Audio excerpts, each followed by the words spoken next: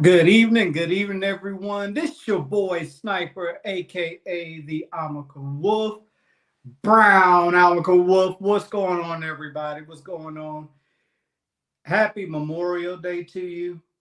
We're going to talk about some things that I hold dear, people I hold dear to my heart. Um, Before I get into that, let's see who's in the chat. My boy, my big brother, Mr. Armando Black. What's going on, brother? Salute to you. Also got my beautiful sisters in here. One that just turned 75. Her name is Together We Break Productions. Change Production, I'm sorry. Together We Break Change Productions. And my beautiful, nicest of all the crew that in the Wolfpack, this Miss You New. I would show my face like I always do because I like the interaction. I don't care if people take pictures of me and put it up and all that crazy stuff. But today is Memorial Day. Today is a day that, most people, the average citizen is out barbecuing, having fun, playing dominoes, playing spades, drinking it up a little bit, spending time with the family, and um, and just having a good time. For some of us, I call special ones. Um, Ones who has fought for the liberties and freedom of this country. Um, it's a day of remembrance of those who we've went to foreign countries and some that didn't come home. I know everybody's like, thank you for your service. Thank you for your service. We appreciate the gratitude that you give us and everything, but um, it's not about, today is not about us.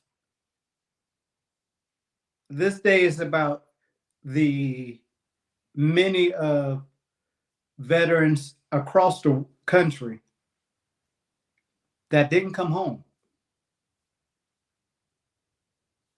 fighting in Afghanistan, Iraq, Kuwait, Vietnam, um, the Frozen Chosen, the Bellawood. It's just, and I'm going to go ahead and apologize to you now. If I get emotional, because there's a few folks I'm gonna talk about that I hold dearly to my heart, and um, um, and some that I miss dearly. I miss a lot, and it's like this throughout high school, elementary school. What's going on, D Truth? I'm gonna get with you on the back end. Um,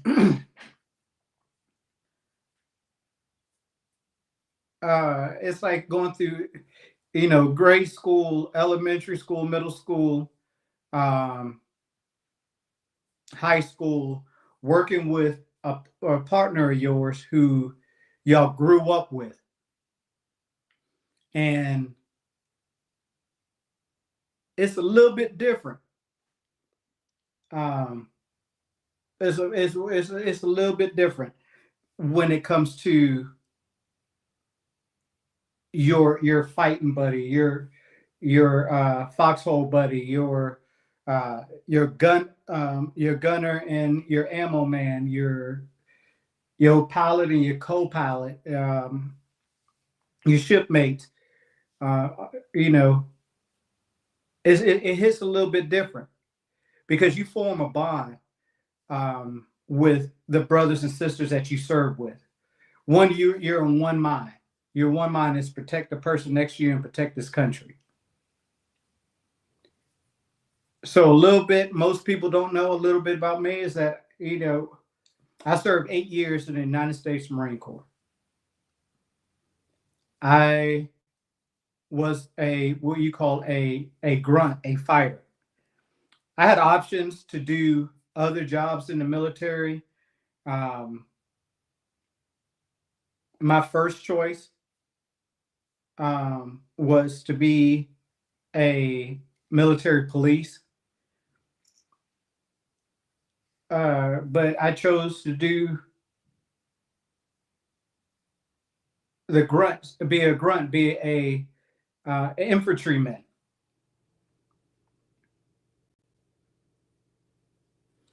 Um, I thought that was the best thing for me because coming out of you know middle school, high school, I I was a hothead.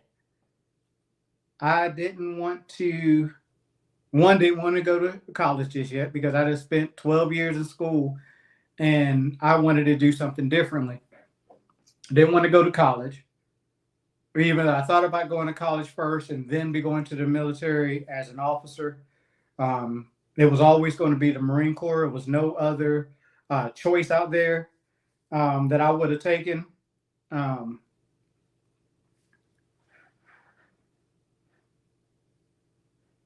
and I see y'all comments. I'll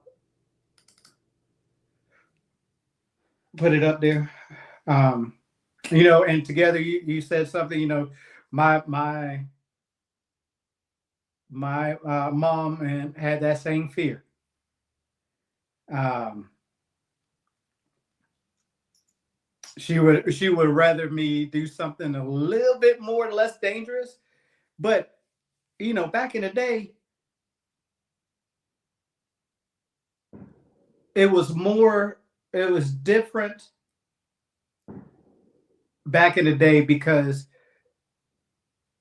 if you said you go hard and you say that you want to do something different than the average person next to you, then you wanted to be a grunt. You wanted to be that soldier when it comes to the army to be that fighting force.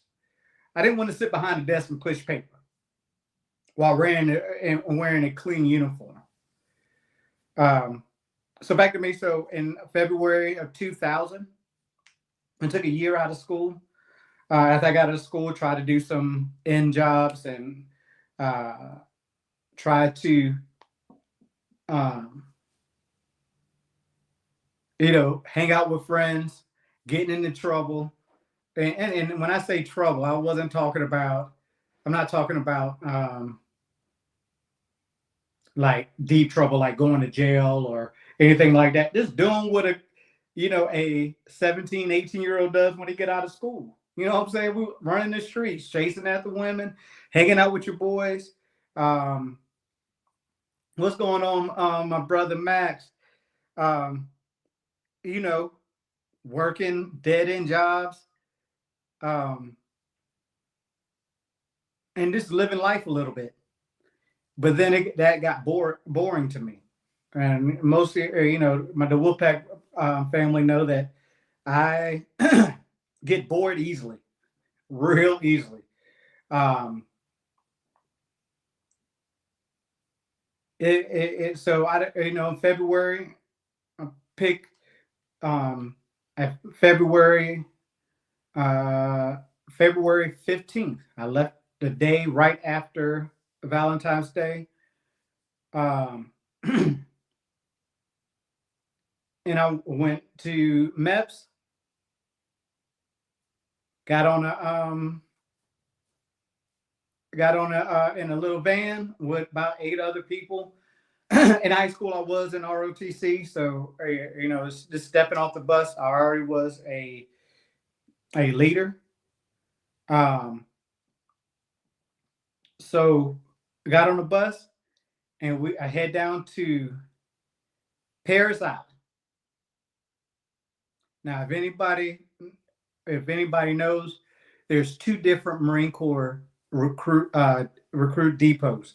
There's one in San Diego, and then there's one in Parris Island. Now, when I got to my last, I remember this correct. I remember this so well because what happened? I remember my last meal, and it's probably the reason why I like it so much because I remember my last meal, and my last meal before I went to was considered as a recruit in the United States Marine Corps was Golden Corral. It was like 30 minutes away from the base. Now, before I go any further, y'all make sure y'all give y'all respects up to Misunderstood. What's going on, Misunderstood?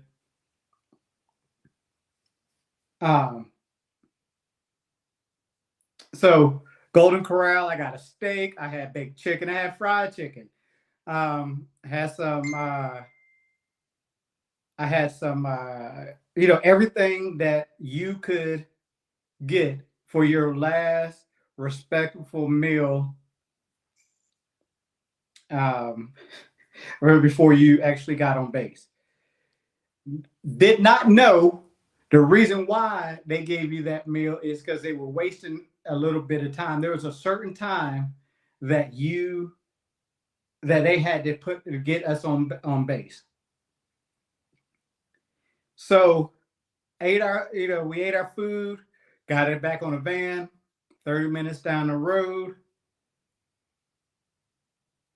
I actually see the Marine recruit base for the very first time, and my heart kind of started beating a little bit faster. One is because here was a new life for me. Here was a man stepping into, or a boy stepping into manhood. So that's where my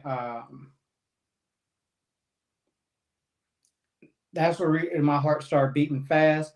We go through the base. I see we got permission to come on the base. We drove down a little bit longer.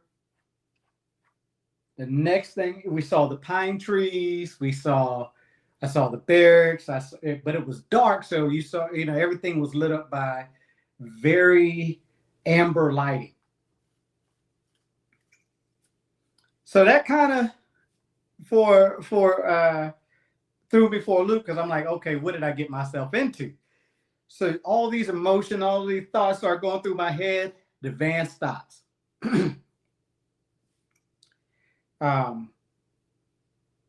Then this guy, this Marine, opened the door of the van, gave us that quick welcome, and then the instructions were, get your beep off my van and get on the yellow footprints.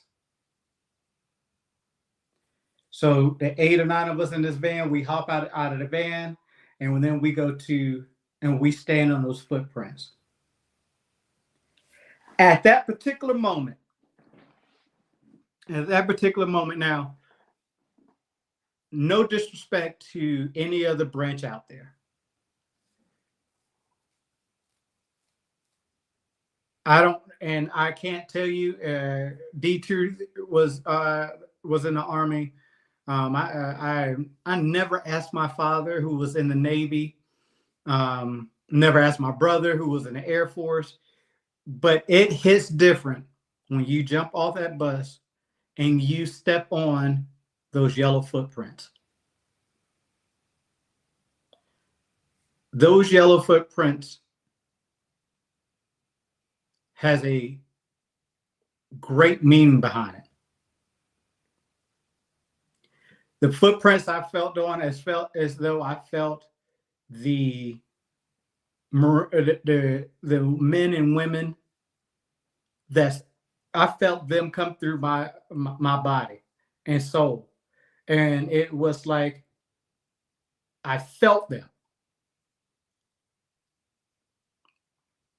One, because those footprints has been stepped on by thousands and thousands of men and women before me.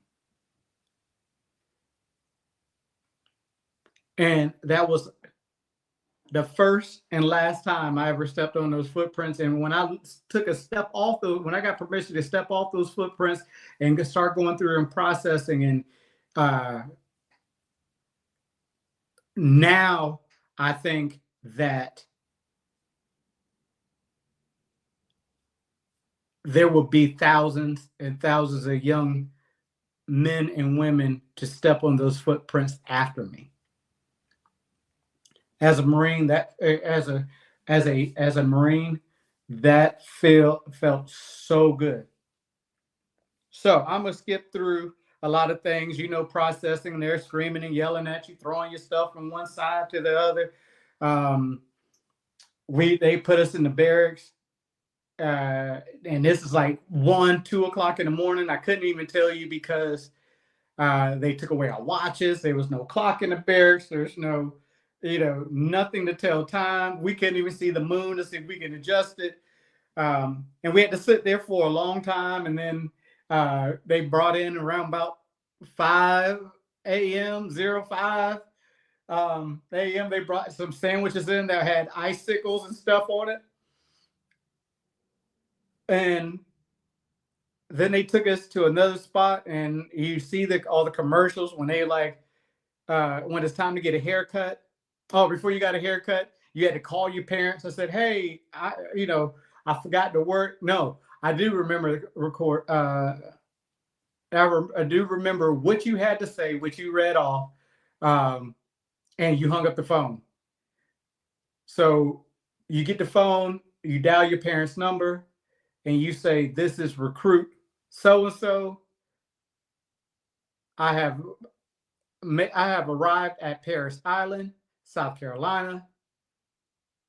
I am now recruit so and so. So please adjust." Some of those words. I thought I had it memorized, but it's been gone. The next time you hear from me, I should be a Marine. Some in those words. So, and then before the person, I think it was my dad that answered the phone, and before he could say, "Good luck" or "I love you, son" or anything like that, had to hang up the phone. So then, as soon as you do that, they take you someplace to the barber. And the barber, it was the fastest haircut I ever got in my life. The fastest haircut I ever received in my life. I think the dude, first of all, he went against the grain. And I think I think it was only like 5 or 6 different, zips through against the grain.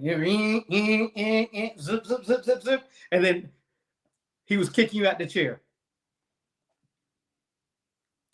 We got our uniforms. And what was significant about the uniforms is that our uniforms didn't have U.S. Marines on it. It didn't have your last name on it. Didn't have any of that. It's a plain camouflage uniforms, old school camouflage uniforms, not the digital ones that they wear today. So basically, you are in a recruit, and you can't call yourself by name. It was recruit and your last name.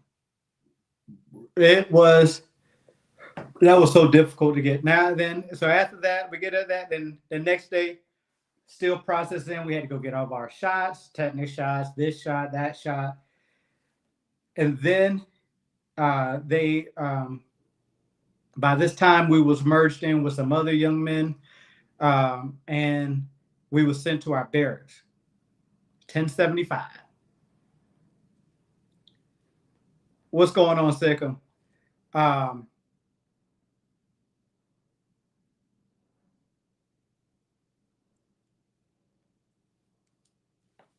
uh,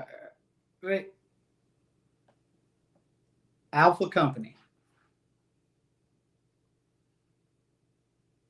Remember that company to this day. I can tell you exactly if anybody's been on Parris Island. Right, our barracks was the last barracks that I can see Savannah, Georgia, which is my hometown, from the barracks.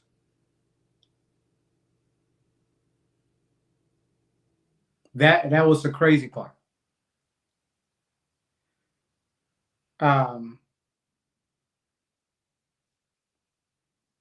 So yeah, that happened. I remember one of our recruit, and I wish I had the video of what you were told the when you see your senior drill instructor.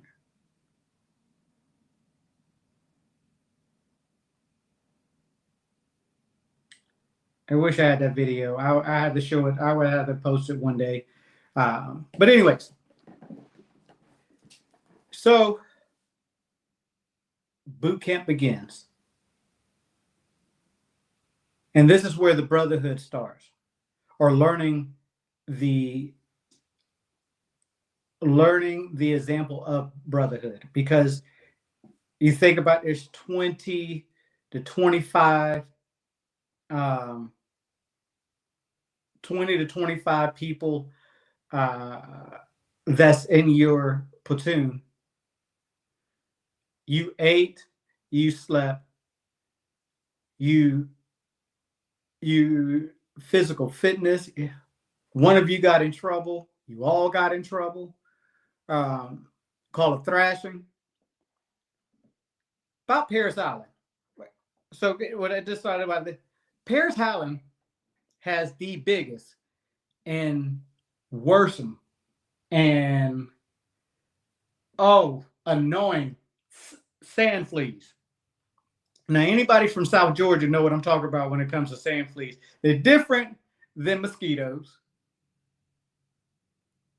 They're different. They literally live in the sand, swamp area, and those things leave whelps and marks on you like nobody business. So if you ever go to Parris Island, summer, fall time, be expected to get beat up on that. Anyways, February 15th,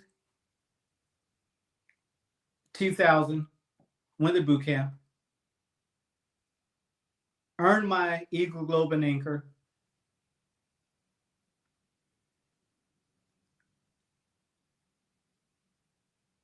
I earned the title May 13th, 2000. Now, to everybody who don't know, Marine Corps has the longest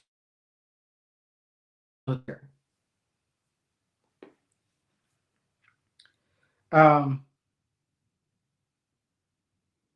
So after that, I went to, after I got out, after I finished boot camp, went home for about 2 weeks.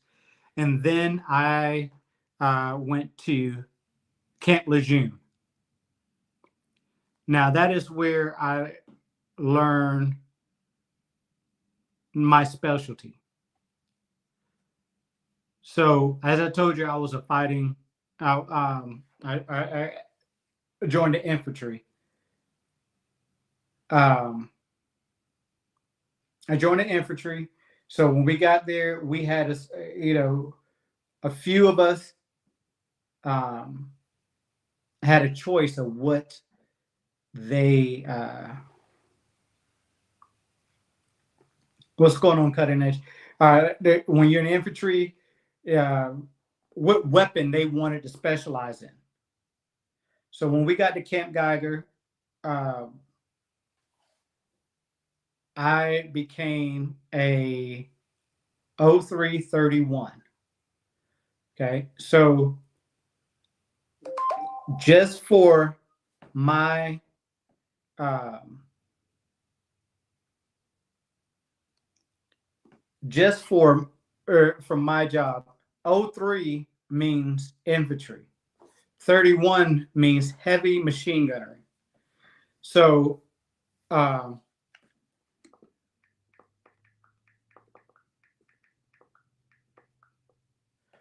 um, heavy machine gunnery. So I was a machine gunner. So and still to this day, I have the expertise of a heavy machine gun, which was what we call the Mod Deuce. Um, I was a M2 50 cal machine gunner. If you don't know what a 50 cal machine gunner is, Google it. It's one of the oldest weapons in the Marine Corps and in the military. It is a bad dude. It is a bad gun. I love that weapon. Also got to shoot a Mark 19, which is a grenade launcher. So I was pretty efficient in both of them. But when I got to after I left Camp Geiger, I got stationed over to San Diego, California, Camp Pendleton, California, and was a part of a combined anti-armor team. Okay, so a combined anti-armor team is basically we consider ourselves tank killers. So our main purpose was to protect the ground force and other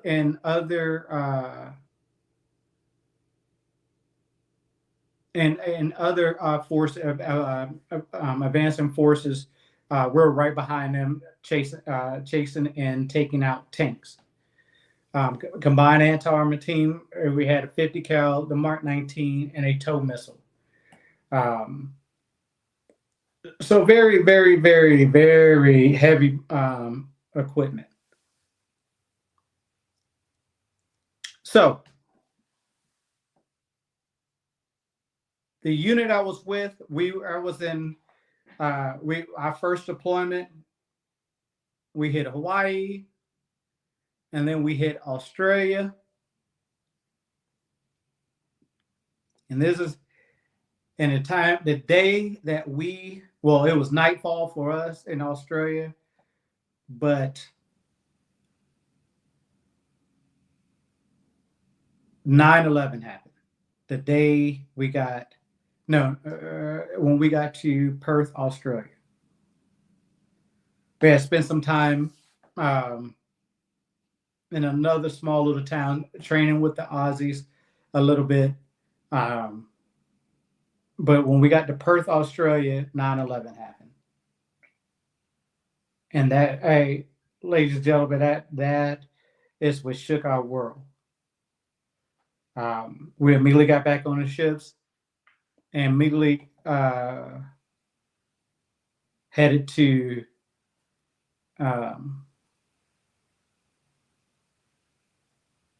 floated around in the sea for a little bit because that's how we got places.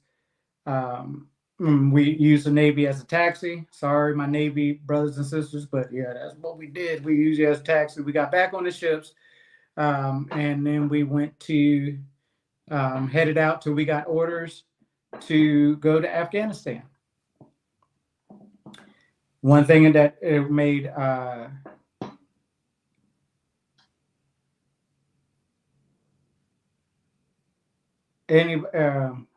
somebody, I don't know if this is really the real Sikkim, but bro, we're not doing this on my page, bro. This is not the time. I understand you're going through some things right now. I wish it could, but somebody fly him up out of here, please. Not coming on here begging for money. I'm sorry. So 1st Battalion, 1st Marines. 1st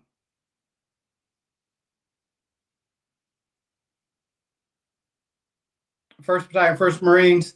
It will be, or it should be, in the history books for being the first Marine unit to ever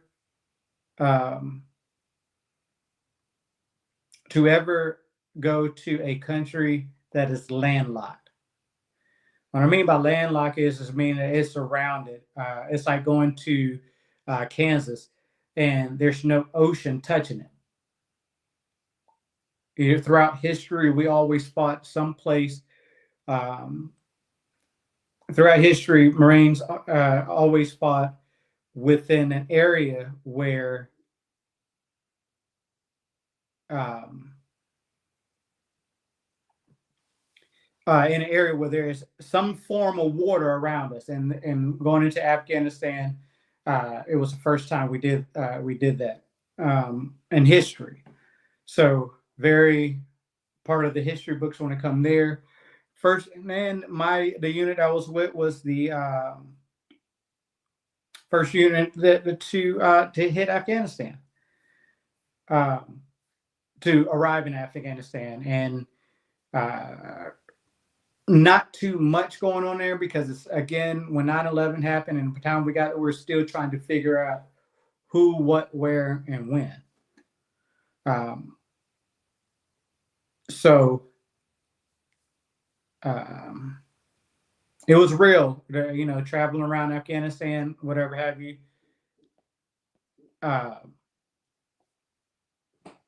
One sec, y'all.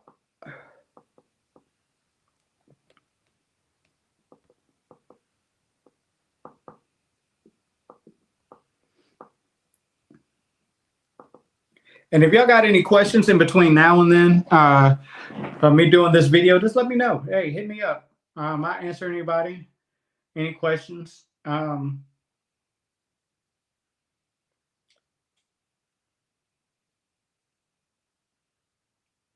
yes, the first group in Afghanistan.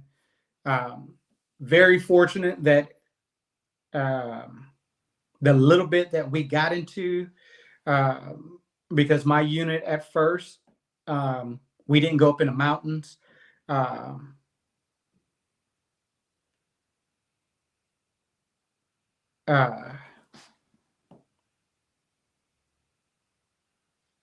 We didn't go out up in the mountains. We basically took over. It's funny that we took over an old drug lord's spot and turned it into a base in the middle of Afghanistan. Funny fact about Afghanistan, I was just talking to my partner, Max, Rod.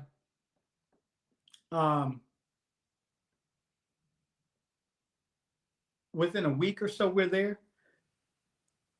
First time it snowed in 14 days or 14 years. And it happens like the second week we're there and it's snowing.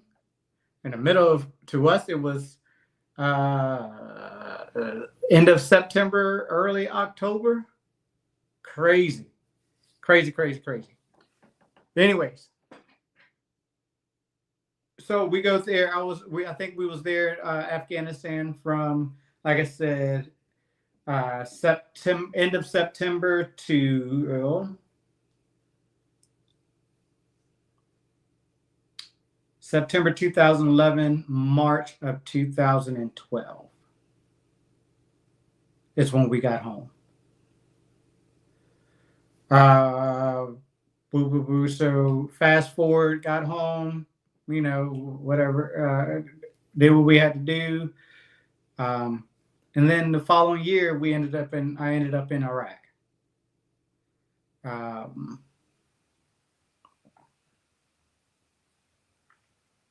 So all this is leading up to what I'm going with this is that, so Iraq, we go, in country, did a little bit of fighting there. think I was there for almost a good 8 to 9 months then. And then after that, ended up in Guam. Now, Guam, it was the time where we were just washing the vehicles, cleaning, getting all the Iraqi sand, and just detailing everything before we started headed back home. Um, and then we had a fortunate accident with one of my best friends, one of my brothers in the Marine that served with me in the Marine Corps. Um, at the time, his name was Corporal Adam Leffer. We were on 2 deployments together. Adam was, as soon as we got on went to one of our training before we went on our first deployment. I met Adam, and it was like I found my twin brother.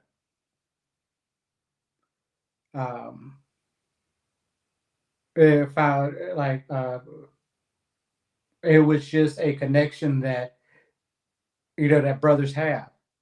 So at that point, when he was in 29 Palms. That's where I met him. We were doing exercises up there. He was a tanker. So again, remember I said my job was to take out tanks.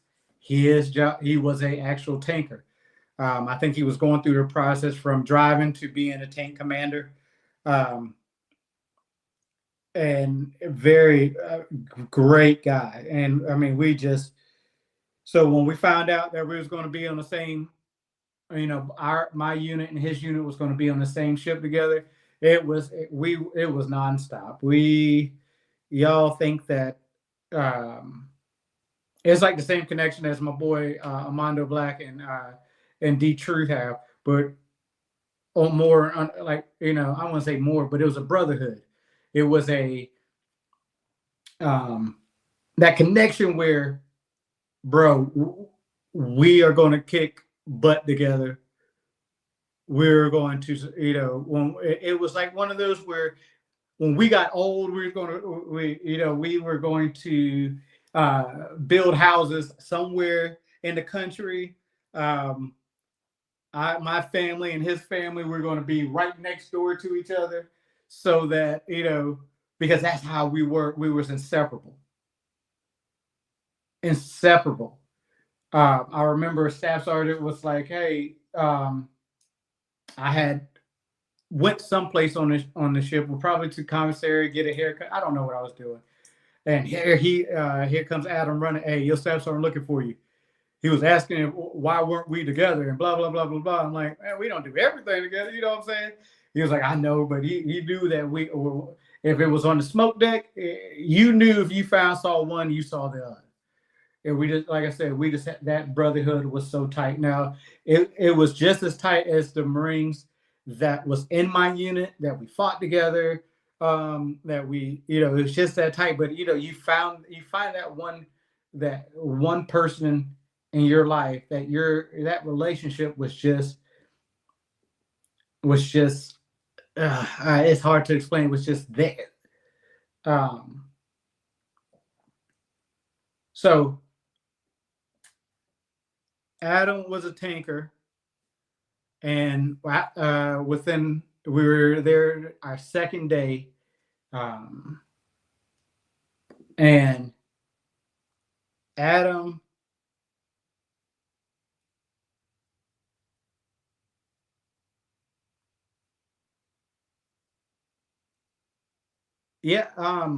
Angelo, guess what, bro? I've seen a fort, right? I've seen a fort, Angelo, But here's the thing: Marines don't their place of business is not called a fort. That's an army. That's the army base. Is what you call. They call them forts. You know, like Fort Benning. We call our camps, or we call them base. But it's always more likely it's called a camp. You know, so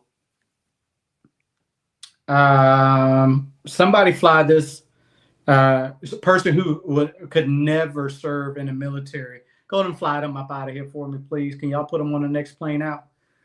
But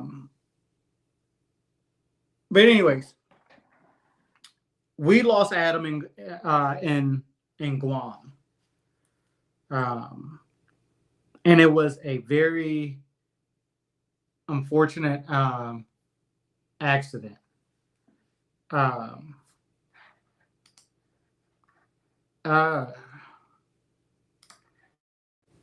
What's going on, D-Truth? It was a very fortunate accident. I lost my best friend by his on a. I don't know. Okay, I'm sorry. Adam, like I said, was a tanker. The only way that tanks got from the ships to land is what we call a LCAC. An LCAC is basically one of those that a traveling carrier that has the two humongous fans in the back, and they carry Marines, they carry personnel, equipment, all that stuff to land. And it's like it's almost like it's hovering over water on two big balloons. So Adam, it was out of time to take his ship to the land, so it can be take his tank from the ship to land, so that it can be cleaned and detailed.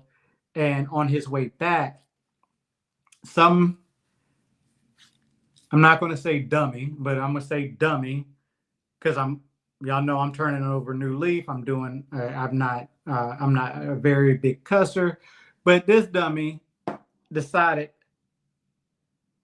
to take a 10-ton tank and gripe it down on the LCAC with one chain. Fortunate to say, if most people don't know, but the way that when a LCAC is settling down and waiting for its turn to actually come on the ship, and it's in the middle of the ocean, when the air is depressed when the propellers in the back stop moving, they go from it settles back first, and then the front side comes forward. One chain for a 10-ton tank, with Adam inside the tank, the tank rolled off the back of the LCAC. Adam was inside the tank. Button up, meaning the tank was completely sealed shut. And Adam lost his life that way.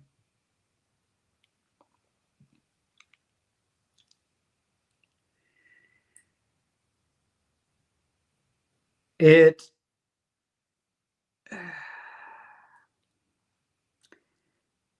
devastated me because, again, I told you that was like, I think he was a year younger than me, 2 years younger. So that was like my was like my little brother. Adam was that one that when we got out the Marine Corps and retired, we was going to find some land in the country, and we were going to put our families, a little bit down the way, but enough space so if I walked out on the porch and I'm like, "Yo, Adam, what's up, man? Hey, you got the beer today?" Yeah.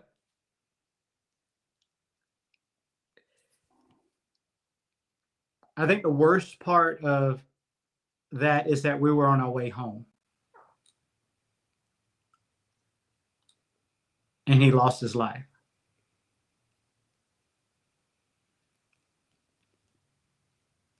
Adam was survived by his wife and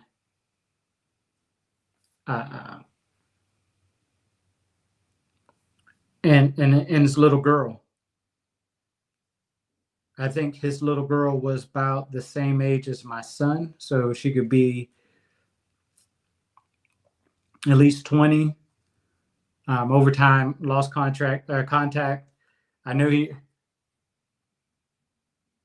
knew you would have loved him because he was from Louisiana. Up towards your way, you could tell he was from Louisiana. That Cajun country voice, Cajun country voice.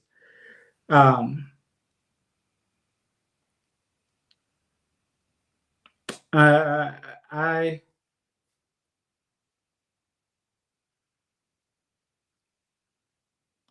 almost got the honor of taking him home.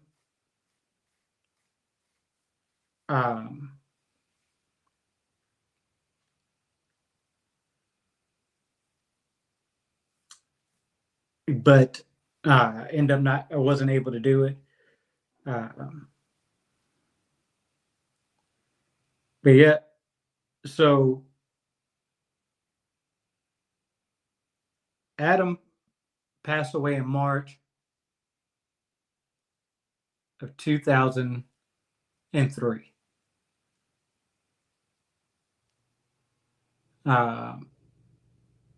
He's one of the many that I remember and will always remember until the day that I pass on.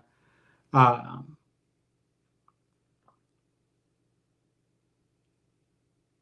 the day I pass on, he will always have a place in my heart.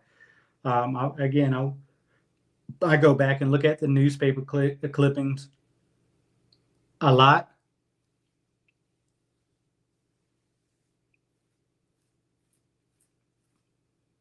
But not in combat, but on our way home, we lost a good dude.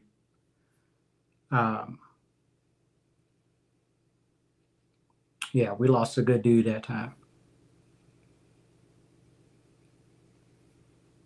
So the next Marine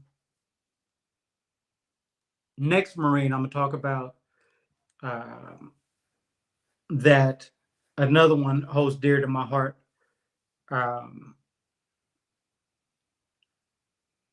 We're gonna talk about Corporal Mark Ryan.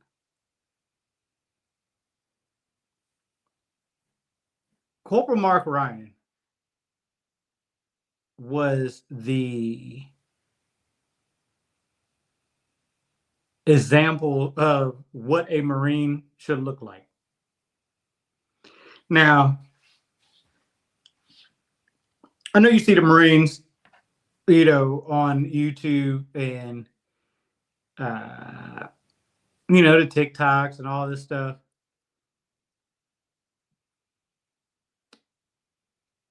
And wait a minute, hold on real quick. D-Truth, are you on here, bro? Yeah, I'm here. Oh, okay. I was like, you didn't say nothing yet. You're telling your stories, and I'm so you good, so you finish. I'm put it like this right here. Majority of people think majority of veterans are Army, Navy, no matter what branch of military you're in, we lose them during battle, right? That what people think. Majority of our people that we lose either on the way or they on their way home or through some freak accident. Well, but listen, before you go any further, because we're gonna talk about that. Me, I'm glad you're here. I got two more Marines I want to talk about, um, and then if you have any, and then we're going to talk about you know, going exactly to that subject where you're at, um, what you were just stating. So just give me just a few more minutes. Uh, so Mark, Ryan, I mean, this first of all, this northern kid was humongous. Like, the truth to tell you that we as Marines, we roll our our, um, our sleeves differently, and you roll them to be tight around your arms. I don't know how tight the Army does. I know it's not as tight as we did it, um, but we roll our sleeves to be tight around your arms. It was, and it looked. And if you once you rolled your sleeve enough, it would look like just a thin piece of paper. Ryan's arms are so big is that I think he went through um, his his camo blouses. Uh, I think he went through a lot of them because I think he had to cut his sleeves off sometimes. What's up, Rembrandt? Um, he cut his sleeves off of him so tight. That's how big his arms were. Ryan and I, we played Marine Corps football together, and during practice, um, this dude hit me so hard that y'all remember on the program when the dude hit him so hard he had snot bubbles. Yeah, he hit me that hard that I had snot bubbles for in the middle of summertime. So that's how athletic was. If he wasn't in the gym, he was in the gym. If he wasn't working, he was in the gym. Um, so, but the nicest guy that you ever met in your life, um, Ryan uh, went on a third tour to Afghanistan. Um, and Ryan got hit with the IED. Um, now, this wasn't the unit that um, he had left our unit and stayed for another tour. It wasn't the unit that he deployed with. Again, he left when our unit was returning back. He decided to stay for another tour because they needed the manpower. So, and he never made it home.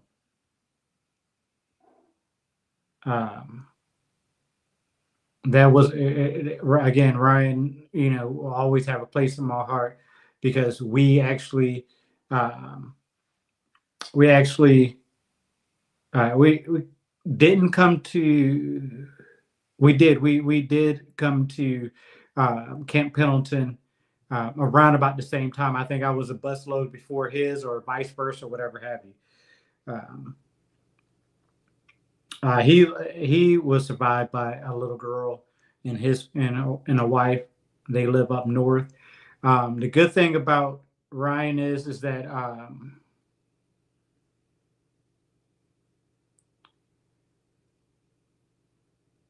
Some somebody get this dude up out of here, please.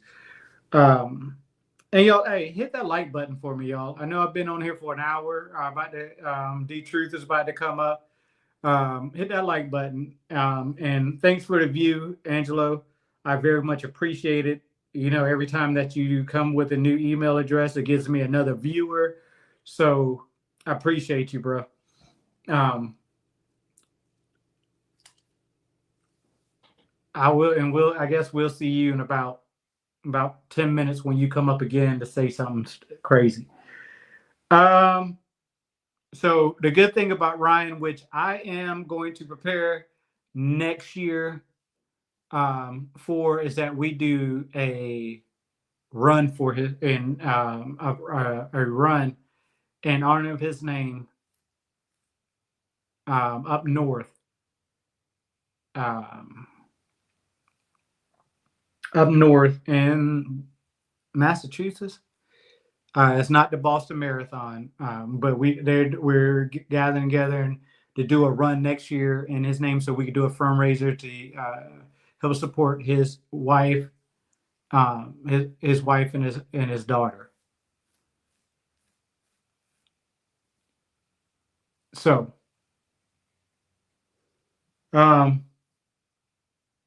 so D Truth, you were saying, Still here. yeah, you were saying, or before I say that, but hey, listen, y'all. Remember, yeah, you know, Marines, you know, military personnel, all the way around, veterans,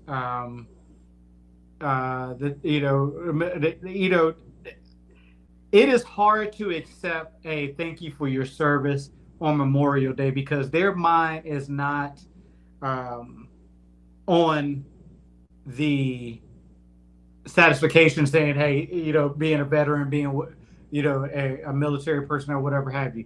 Our minds are set on the folks that we lost, the brothers and sisters that we lost, either like, you know, like I said, during combat, on the way home, or when they're home.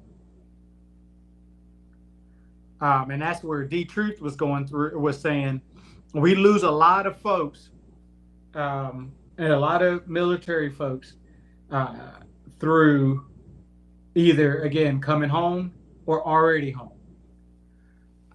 Because most people don't know, and I don't know what and if you want to take some time and explain your experience in the Army, if you was ever been, you know, overseas or anything, if you want to explain that. But before you do, you know, most people don't understand that when you're in combat, you come back different. When you're in the military, period, it is different. It takes a lot of people, including myself, to adjust to civilian life once I got out of Marines, because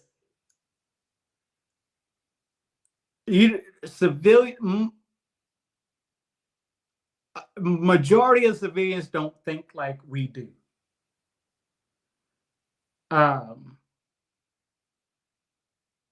Majority of of civilians don't act like we do.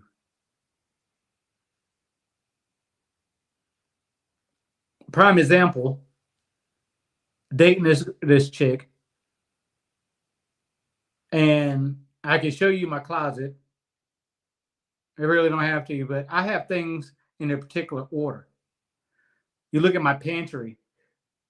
My pantry is in a particular order. That my shoes, my bed is made in a particular way.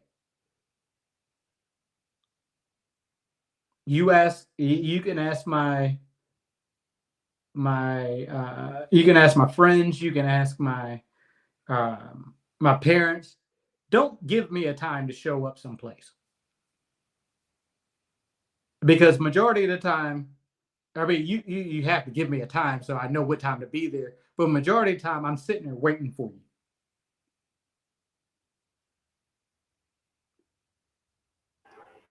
Ask any military person that. Majority of the time, who is very strict in there. Just Oh man. like and I could do this tomorrow. Every most people, my Wolfpack family know, and it's whatever is that I I got in a car accident 2 weeks ago, so I'm without a vehicle. Every other Wednesday, I have to travel to go to a ministry dinner every other Wednesday with my church family, and I'm always, even that I catch I catch an Uber to work or Uber um, Uber to the restaurant that we meet at to eat and fellowship together. If you call my pastor right now, she says I am always waiting for everyone to show up, and they live closer to me, closer to the restaurant than I do.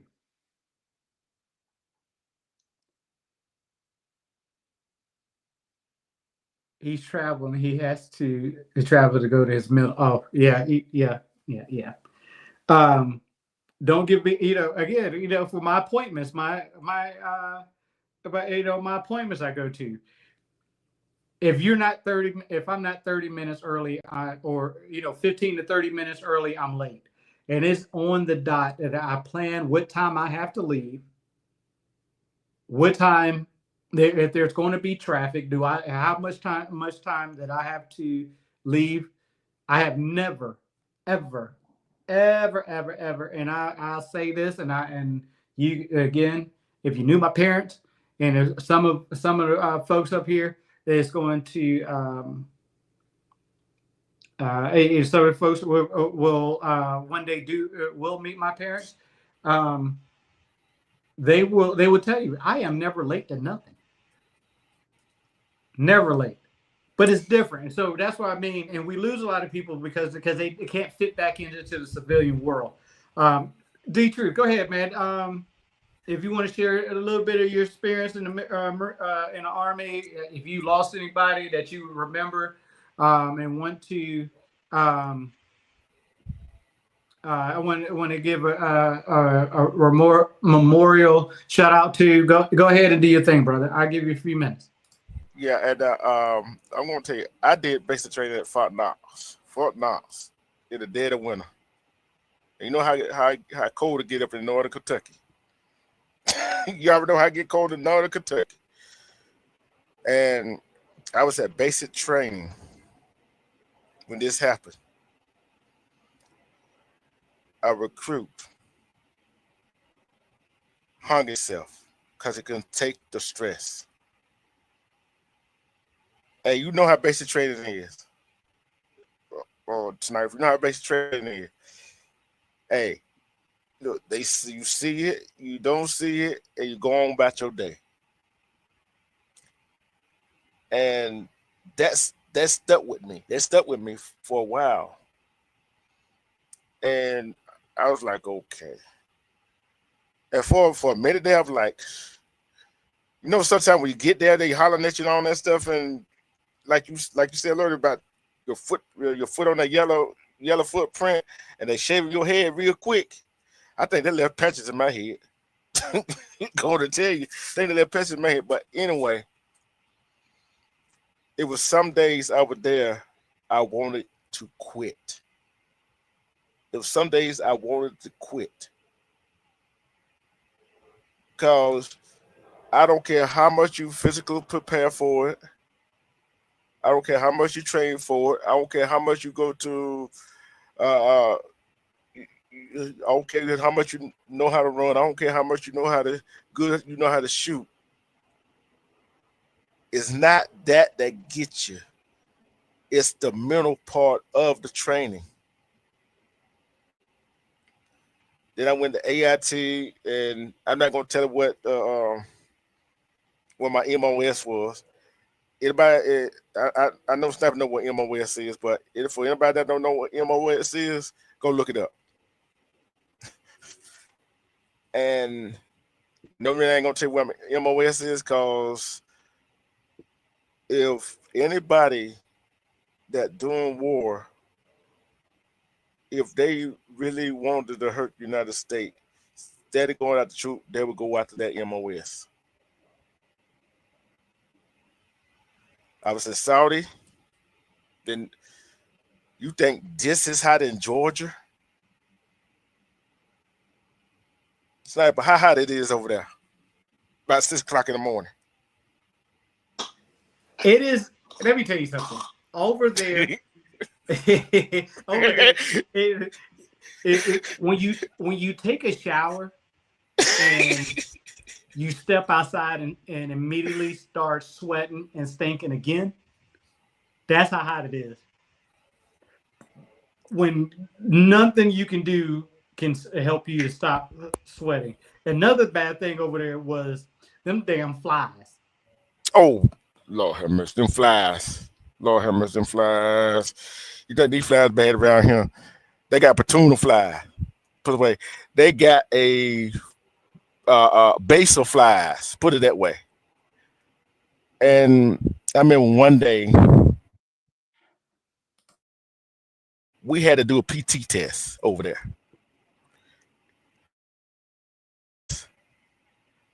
Push-ups, sit-ups, and a 2-mile run.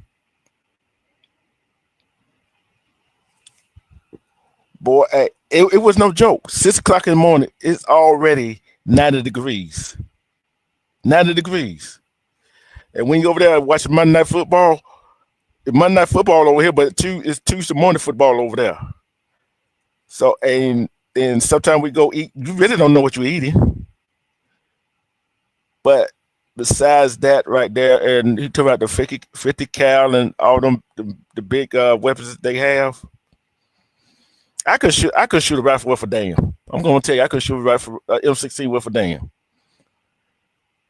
But guess what? I can tell you one thing. I'm a 6-time 6 award expert on a rifle, 3 award expert on the pistol.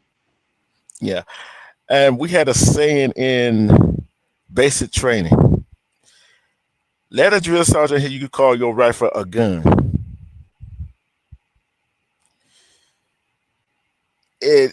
We had to say this. This is my rifle, and your lower extremity is your gun. What they would say. Put it nicely. That's the only way I nicely could put it, Sniper. That's the only nice way I could put it. But I was an expert with the grenade launcher. I was thinking to myself, why the way I use all my bullets when I can just shoot the grenade launcher somewhere close by to kill all of them? That was my thing. But I got out, and when not only the ones that not only the memory of the ones that passed away during war, coming home, and the ones that done came home, like Sniper said, time, how you do things, it's like it's synchronized. I can't be late to work. So sometimes I do what I'm going through right now, but I cannot be to work. I got to be there at least 2 hours early so I can see what's going on. And when I'm there and straighten up the stuff, and when I put up the truck, whatever, it got to be a certain way. And if I have enough people, I don't have enough people, I always know what I'm going to do if I have enough people and I don't have enough people. And one thing people fail to realize is Memorial Day is not just for the fallen. Memorial Day is for the ones that wasn't taken care of when they got home, that's in the streets. We can't forget about those. We can't forget about those veterans, the ones that's in the street. They got PTSD, mental health problems, whatever. They are the one that put their life on the line. We are the one to put our life on the line. Cause when they put their life, cause when when people come back from overseas fighting, doing what they do to protect this country, nobody gives a bats but about them, about us. Nobody. Oh, Veteran Day come out. Oh, thank you for your service. Okay. I just look at them. Oh, okay. You're welcome. Thank you. Memorial Day, just like I said, Memorial Day. It's not about the living veteran that got back in the civilian life and got back doing what they some kind of normalcy. What about the ones that hasn't got back to normalcy, who cannot cope with the normal life, get back in the normal routine? That's who I think about on Memorial Day.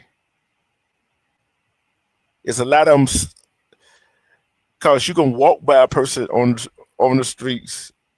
They might be homeless. They might not don't have nowhere to go, no food to eat, man or woman. You never know. And another thing, unless you have a technical job, um, like if you was a mechanic in the military, you can find a mechanical job in the civilian world. If you was a paper pusher, as I call them, you can find a clerk, a customer service job or something. But if you was in the fighting force, it's not too many jobs for you out there. I mean, you become a cop, but then the way we think, the way we do things, and our mental stage kind of, some people can some people can do it. They can transition over from military life to civilian life very easily. But others who, like myself, like I don't know. Speak about can't speak to what exactly D Truth did. I think we talked about it before, but it's very, very hard, especially when you come back. Um, it's very hard to like for me. I'll say it this way: for the longest time, it was very hard to form relationships with people that was not in the military because they didn't understand what I've been through.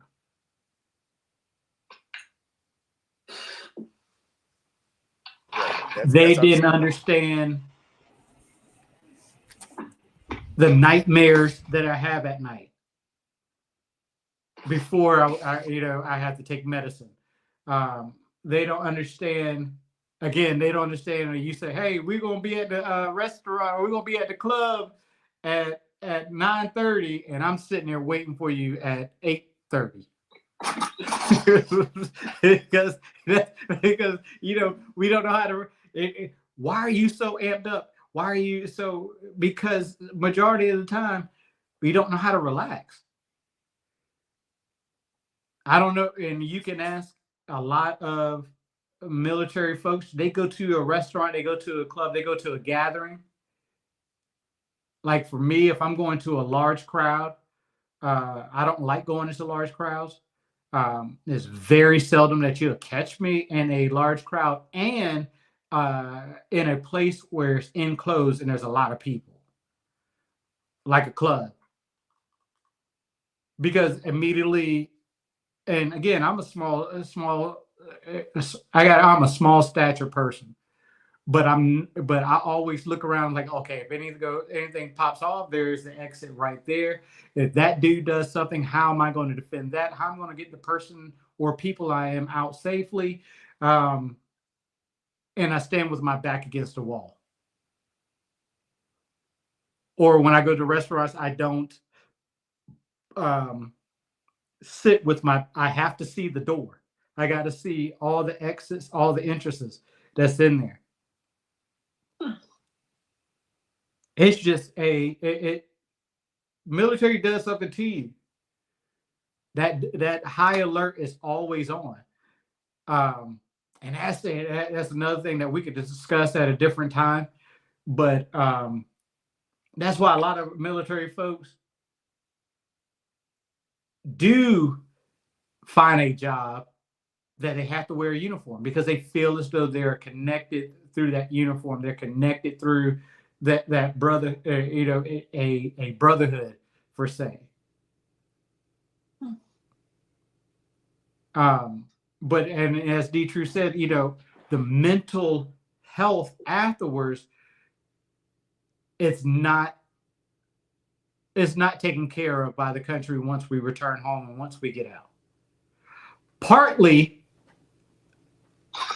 and I'm going to take the blame for, or give the blame where it's due, is that a lot of these folks, a lot of the military people, especially us men, we feel as though nothing's wrong with us,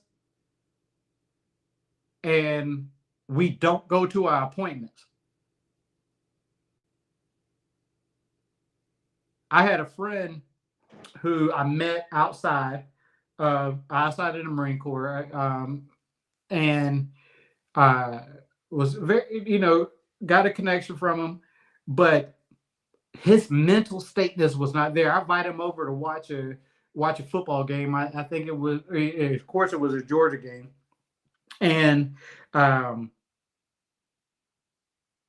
his wife called me a couple days early and said, "Hey, you need to talk to him. He thinks that somebody is following us, and he's freaking out. Every time an airplane flew over his house, he's thinking that somebody's spying on him."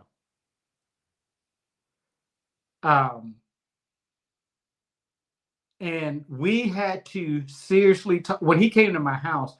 And when I just moved to Douglasville, and as y'all know, the airport is not that far from my house, and planes are consistently flying over our house, either taking off or approaching for landing, and that freaked him out. He actually was got his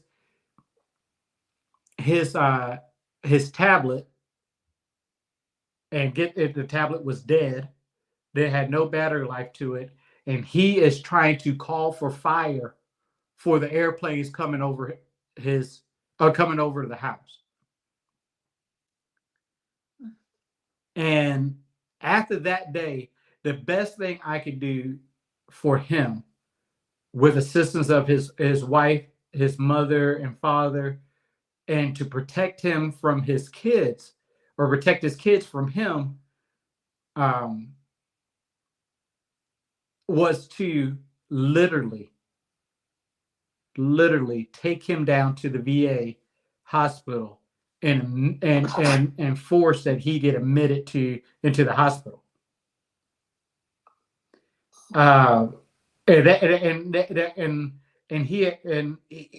was the hardest thing to do, but that was the only thing that I can do to save his life. Because he was getting to the point where I knew that relieving himself of his life was going to be the next thing, because it was too much on him. So what D. True was saying, that the one, we got to, as veterans, we have to look at the ones that came up, because I think it's a little bit different nowadays with the ones, or with the men and women that's going in now, because it's a little bit easier. There's not too much conflict right now. But for those who went through Iraq, Afghanistan, and the ones before that, Kuwait, you know, that did a toll on our, not only on our bodies, but on our minds. So we have to look out for them, and we have to, as men, particularly, we have to start taking care of ourselves and going to our appointments, because we're doing more harm than good by not going to our appointments. One, you're putting a lethal weapon in the middle of in the middle of the world, that their mind is unstable. You're home and you're still at battle with your mind. Coming home from Afghanistan the first time, it was really hard to sleep, because waking up to gunfire, waking up to a call on the radio, and somebody's beating on your tent, like, let's go, let's go, let's go, because think somebody has breached the perimeter.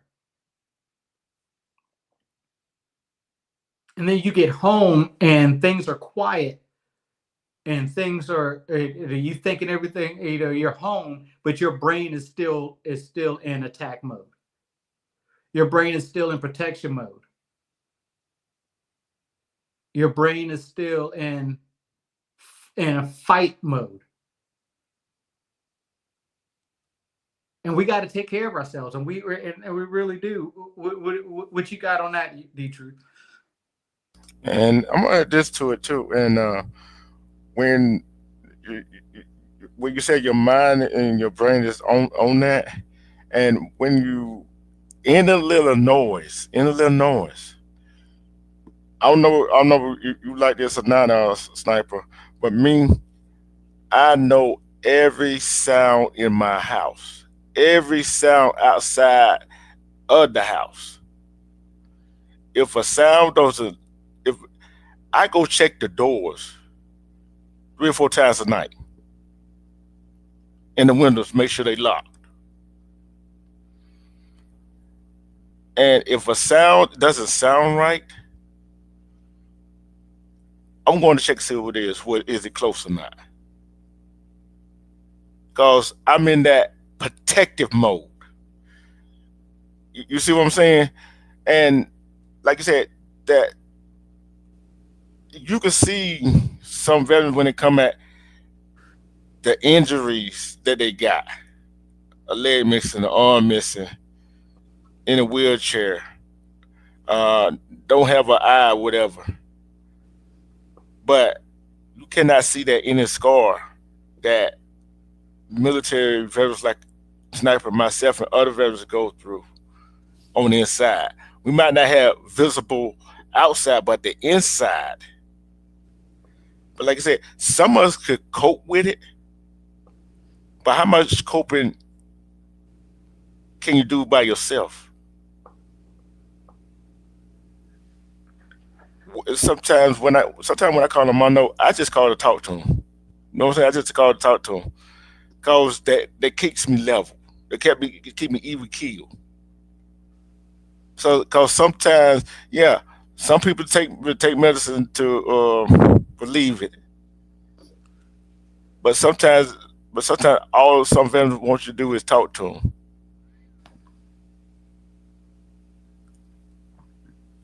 Hey, what else can we say, Sniper? What else can we say about the veterans on this day? You know what I'm saying? Sacrifice. It's like they want to say thank you for your service on Memorial Day and Veterans Day, but yet some people really don't really care about veterans. We just hey, that's some that do. That's some that do. Let me get that straight. That's some that do. You know But what my favorite uh, slogan heard or statement stated on in a movie, was it A Few Good Men. Oh, with the court scene. Yes, but most people are like, you can't handle the truth. No, that's a classic. Yeah, But yeah. some when what's his name? Jack Nicholson. Jack Nicholson, when he said, fought for I fought for the very stars that you sleep under." That hit home. Yeah, Because as much as people believe that, oh, we shouldn't be here, we shouldn't be fighting for this, and we shouldn't be fighting for that. Um, but us as veterans, of us as military personnel, and the men and women that's in the military, they chose to protect this country. And at the end of the day, there's people in this country alone who will complain about it. When he told uh, when he told uh, uh, what did he call him, Chappie? When he told Chappie, listen, if you don't like it, once you pick up a rifle, it go stand on those walls or the borders of the borders, and you do what we do. Basically, what he's saying, come do what we do, and you see why we make the decisions we make, why we do the things that we do.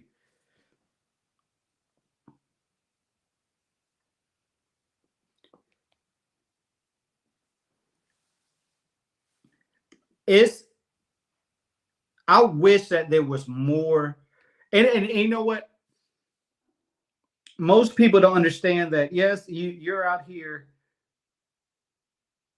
again, barbecuing, drinking, having a good time with your family, and and taking a 3-day weekend off of work, which, hey, listen, it's well deserved. You work day in and day out. Um, but you got to think about the veterans, what they're going through on this day. Like, again, like myself, I think about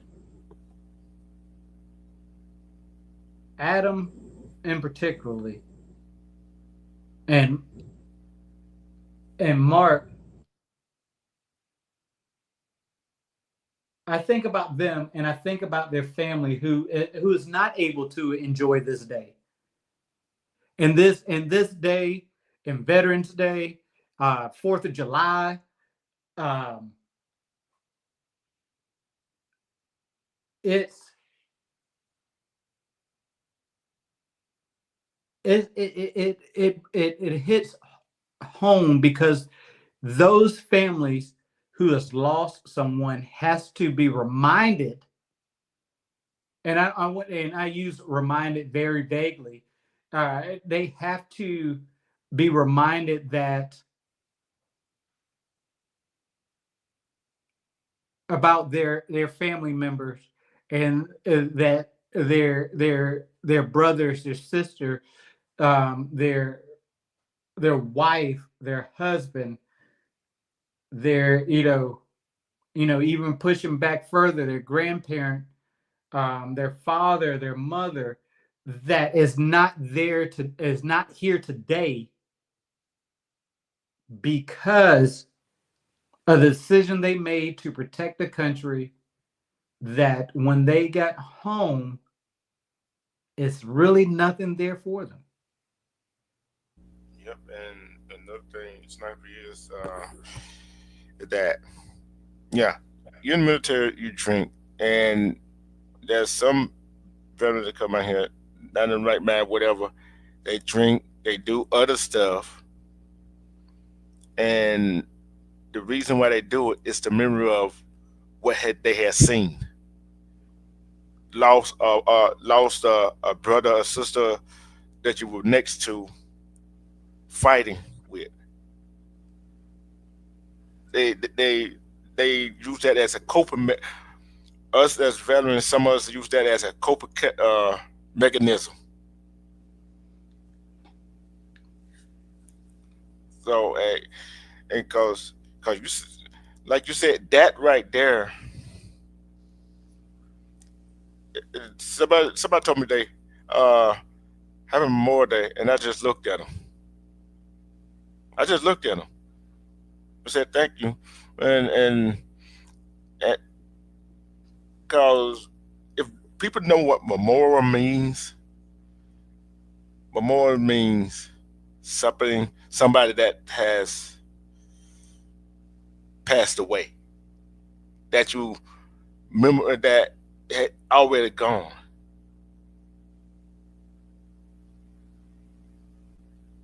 See, Memorial Day to me, it is remembrance of, like you just said, remembrance of the of my of my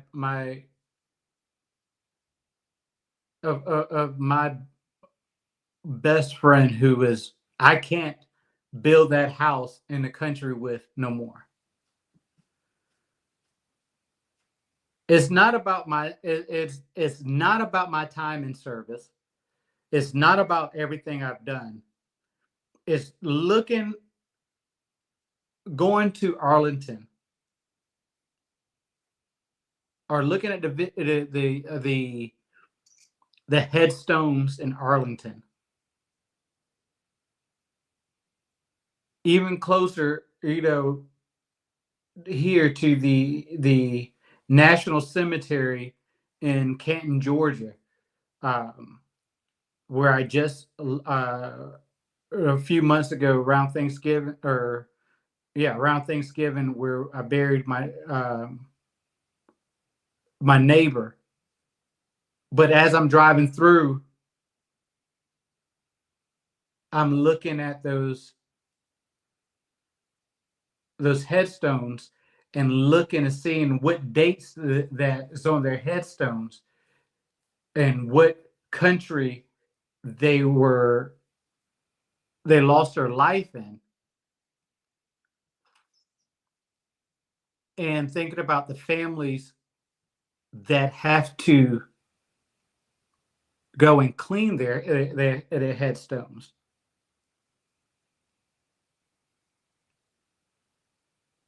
That is Memorial Day.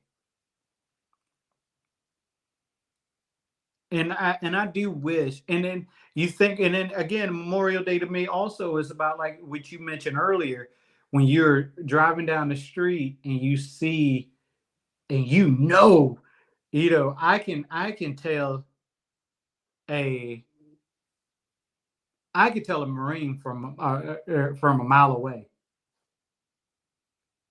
I could tell I can point out a someone who served in the army, a mile away. And that connection with them, and then like you said earlier about the folks who's been in Vietnam, who's been in uh, Kuwait, and they're homeless, but they still had that pride on their shoulders. Even though they're down, they still have that pride on their shoulders because and you could tell the fake ones that it's wearing the fatigues because they got them at the thrift store, whatever have you. But you could go into these assisted livings and these these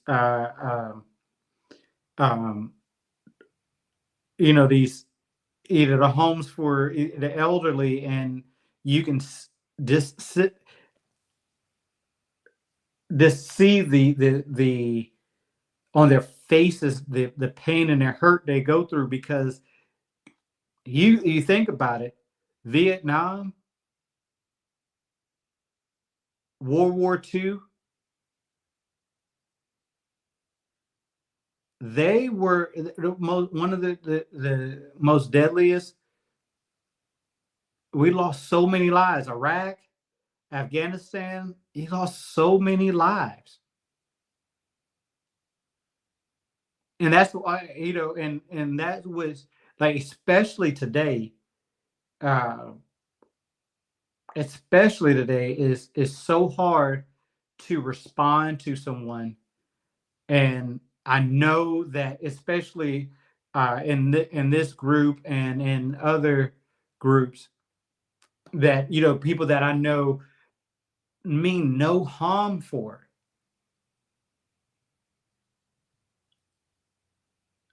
but it's hard to respond to someone that says thank you for your service.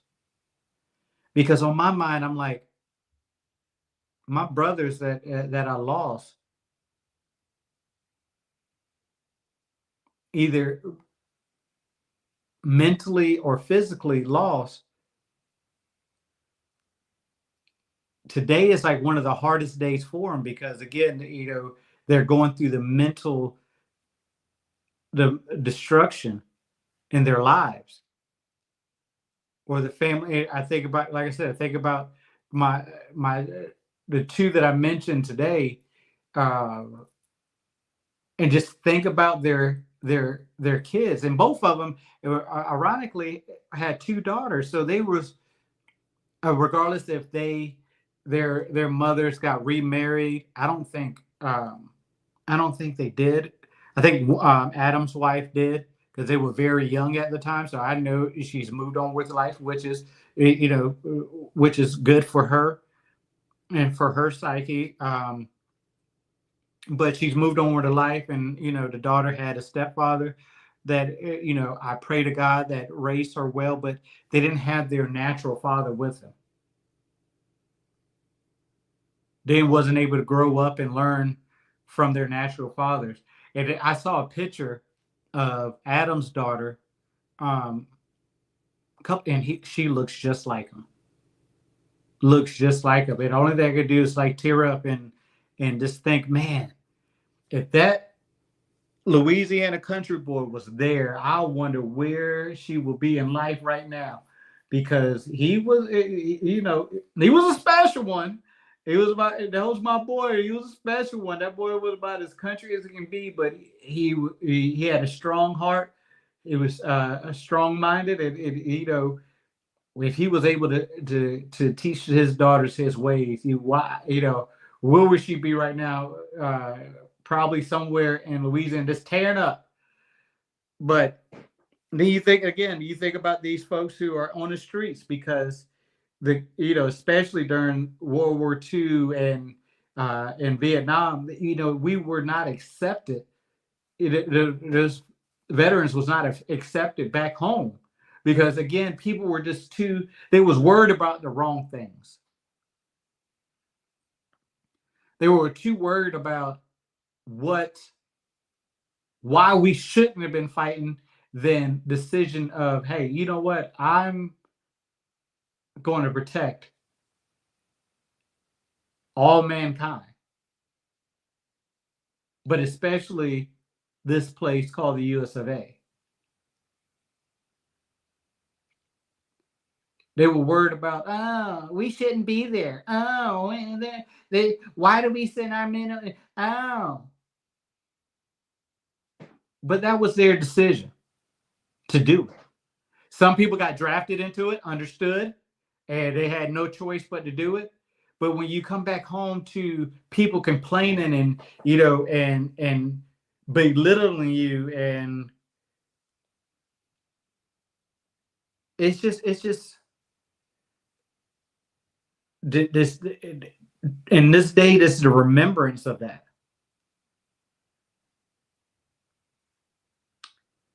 Where y'all hit that like button.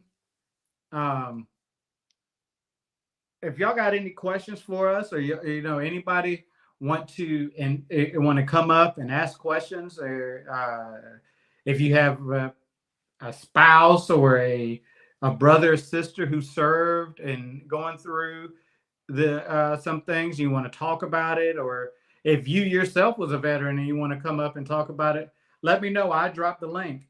I'm not dealing with any bull crap or anything like that. So I'm just going to let you know that, because today is not the day for it. Today is not, today is not the day for it. So again, let me know. I'll drop the link for a little bit.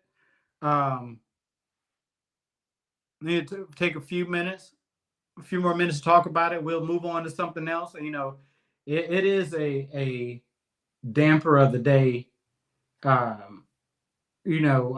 should have done this earlier. I just had other things I had to get done. I just want people to take the time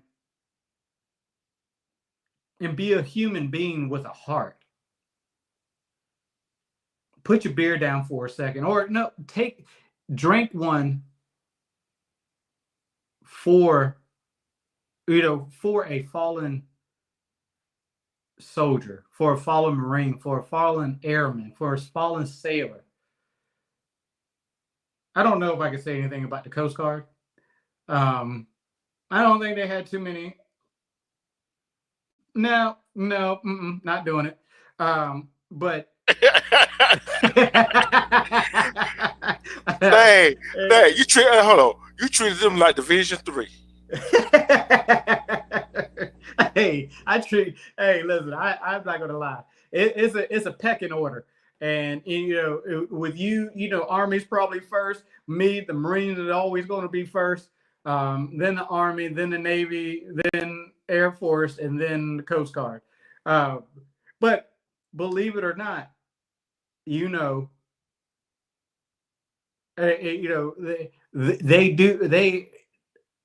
do have those who lost lives. It's just not the fight. Everybody knows that the Army and the Marines are the fighting force of America. We know that when a conflict kicks off, one of the two is going in. Army, and I give you your props. Army is usually the first ones into conflict.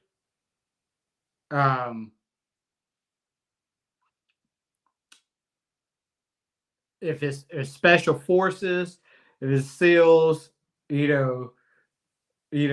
have their missions, and when it comes to certain battles, certain wars, certain conflicts. But Army's usually the first to come in. If you want things to get control of things, it's the Army. If you want just to flatten a country, usually you call the Marines. I remember one thing in particular is that Ronald Reagan had the Marine Corps commandant and generals on the red phone. He used us like a personal bodyguard. Hey, Sniper, I tell you, two teams you do not want to see coming. Two teams you do not want to see coming. The Green Beret or the Navy SEAL.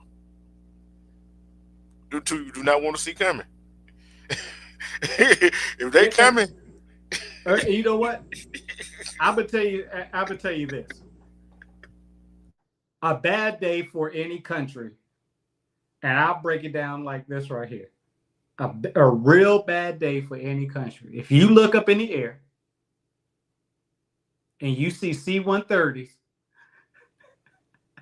and then you see parachutes, you about to have a bad day. If you have some binoculars and you look in the ocean and you see battleships with some destroyers behind it, and then you see little small boats from the distance coming up on land,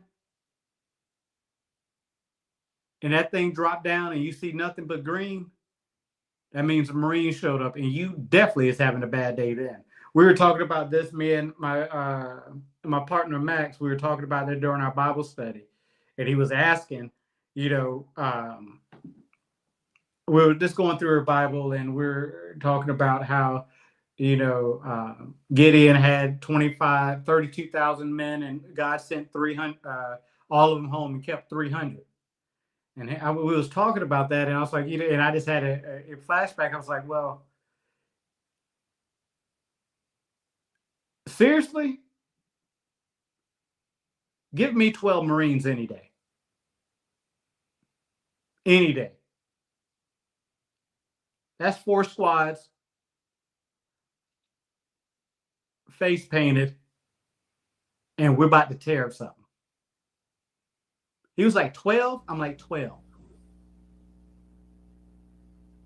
I was like, listen, SEALs probably have 8.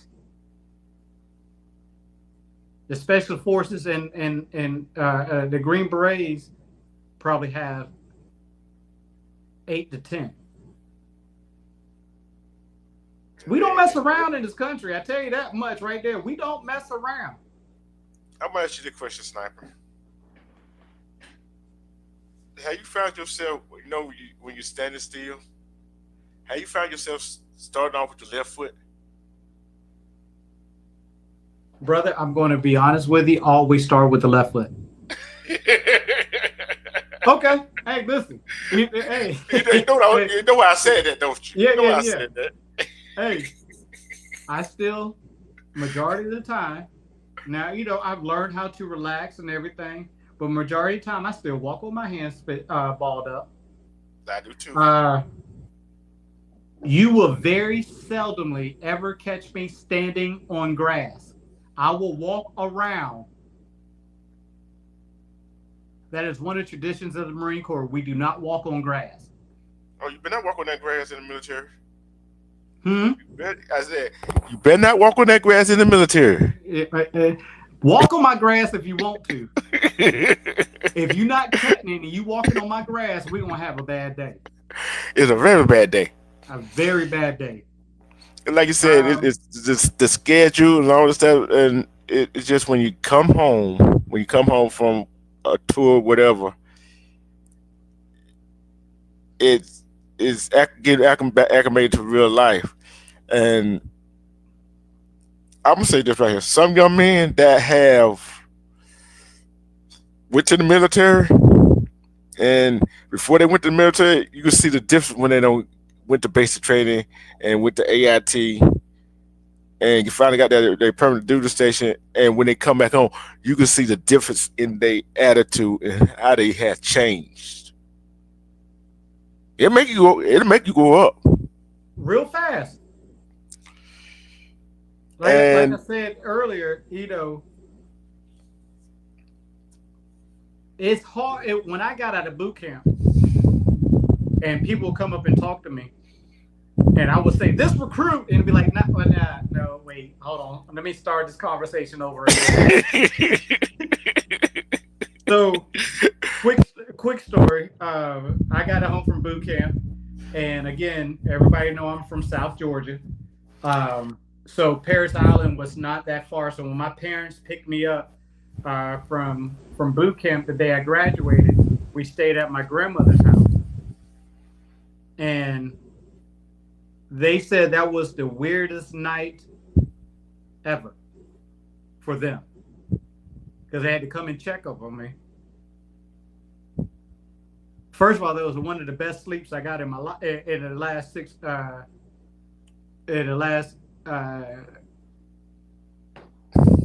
months. 12 weeks. Yeah. the best. But 0530, I was up. 00, when they and my grandmother, being an elderly lady, she was had breakfast, cooked breakfast. Ate breakfast within 3 minutes flat. Oh boy. Hey, listen. And for the longest time, when I got home from boot camp until I went to um, the MOS school, Camp Geiger, I was up at 5:30, ate breakfast. And you remember that old saying, and I don't like saying this, but you shit, shower, and shave within 5 minutes, Yep. and I was out the door running. The 3 S's. The 3 S's. But I want to ask you this question right here. I know for me, when I went to basic training at Fort Knox, teamwork is the best thing. I can say this right here. If one person in that platoon messed up, everybody got it. You had to pay for his mistake. They think that most people don't understand that that movie. Not the Saving Private Ryan. I know what I know what the movie you're talking about. Where they beat that, not Gomer. Not Gomer. They Private Pals. Was the Private Pal? Oh, you talking about that movie where they had something that sock and beat that other guy with? Yeah. What is? Oh my! I can't think of that movie. I can see it right now. Full Metal Jacket. Yeah, Full Metal Jacket. Full Metal Jacket. Now, first of all, that gunnery sergeant is a famous gunner. He's really military military person. He was really a Marine. He was one of the baddest Marines out there.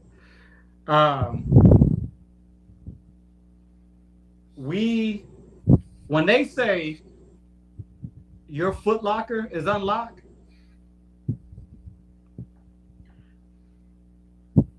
quick story, boot camp. I remember it to this day. But somebody did leave their Foot Locker unlocked. And when I tell you that our drill instructors, so y'all call them drill sergeants, we call them drill instructors. They, when I tell you our meanest drill instructor, that wasn't even really our drill instructor. He was above us. And this happened to come down because he was on duty that night. And he came down, saw Foot Locker unlocked, woke us up at 2:00 in the morning. And he made us put all of our locks together. And all of our locks and put it together and threw everything out of everybody's Foot Locker and told us we had 5 minutes to undo all the locks and put your stuff back in your Foot Locker. Now, look, this wasn't just throw your stuff in your Foot Locker and go about your business. This was your T-shirts. You had to be folded a certain way. Everything was dressed right. I guarantee you, Sniper, I guarantee you, we could take your clothes and my clothes and only fit them in 2 suitcases. Oh, you still do suitcases? Oh, I still got my duffel bag. I myself, and this is again, I can pack a week's worth of clothes in a book bag. Oh yeah. Roll them up. Say, you already know how to do it. I got a quick story too. This guy did something when we were boot camp, right? And you know how you done something and you thought your parents forgot about it? Oh no, drill sergeant came in there. Oh, grabbed your LB, your Kevlar. We finna go out here and do some exercise. And it was raining. You know how they had that low barbed wire? And you had to crawl on it with the rifle on your back and get through it. We had to do that in the rain.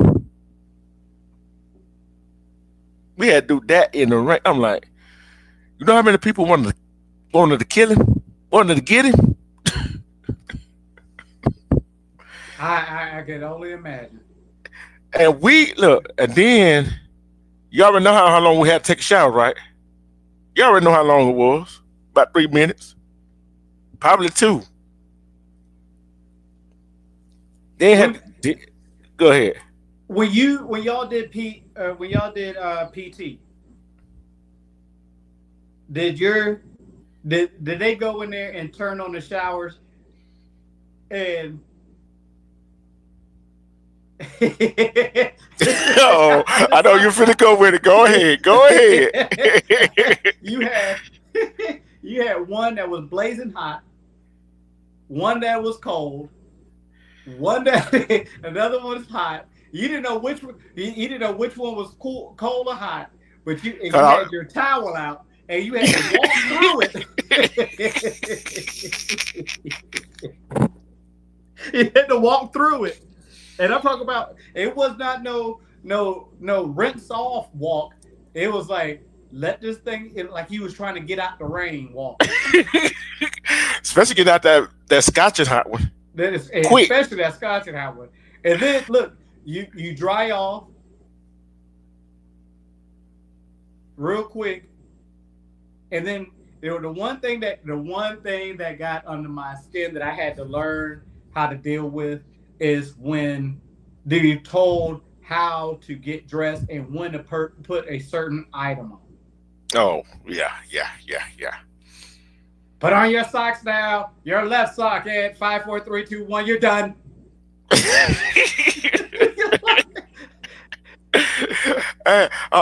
This is what I had to get used to. That wasn't a problem with me. When you got to go make up your bed, and the corners got how the corners got to be. The hospital corners. Yeah, and it got to be so tight. What is it? A quarter got to bounce off of it. Yes. God, woo, boy, hey.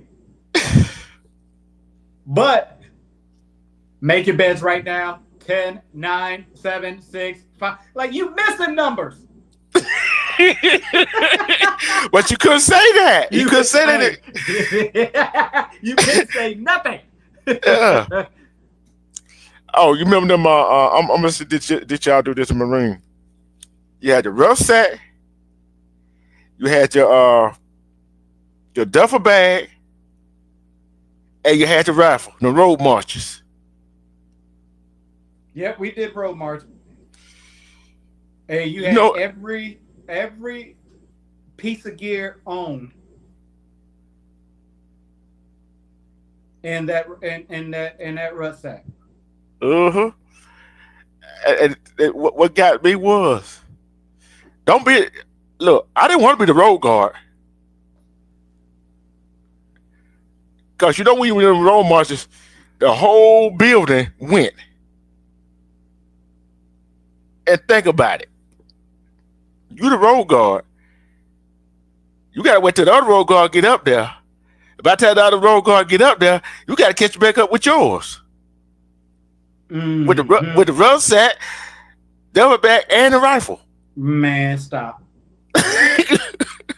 Hey, look, and don't go on a battalion run and be a road guard because you're running extra.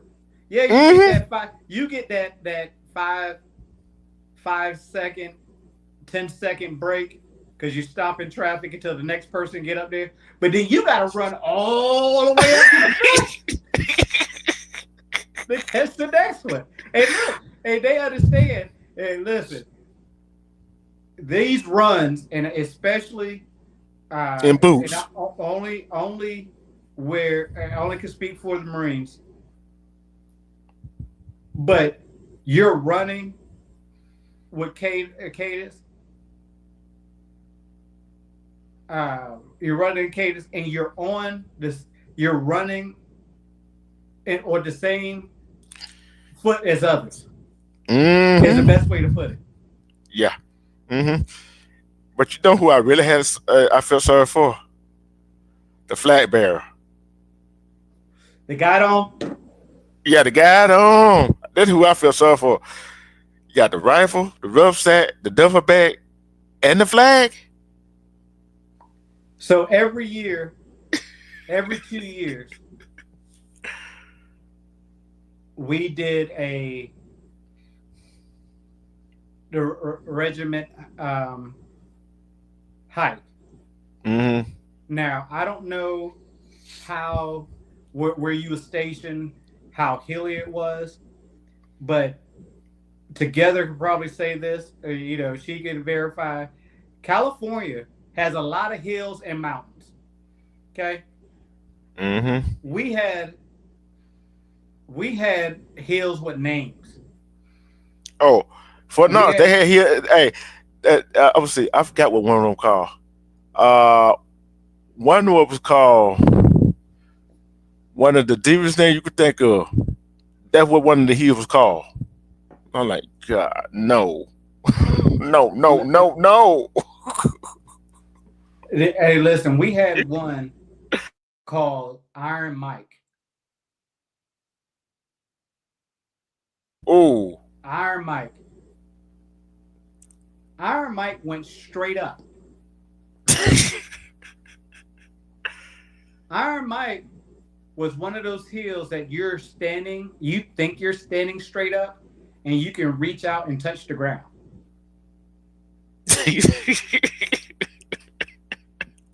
oh man, man, man, man, man, man. I know. Oh boy, what was your feeling about that? Let me tell you, you want to make a grown man cry? When I became a corporal and a sergeant, became a corporal and then sergeant, it was, let me go back. When I was a private and I screwed up, or my my truck buddy screwed up, they will say, "All right, go up to the top of this hill, go up Iron Mike, run up Iron Mike, and go get me a leaf that says blah blah blah."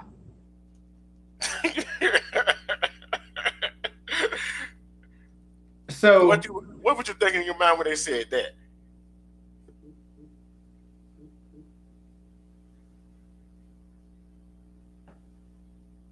um I got you, bro. Um if I screwed up, I just looked at my partner and be like, "Man, my bad, bro. My bad." I,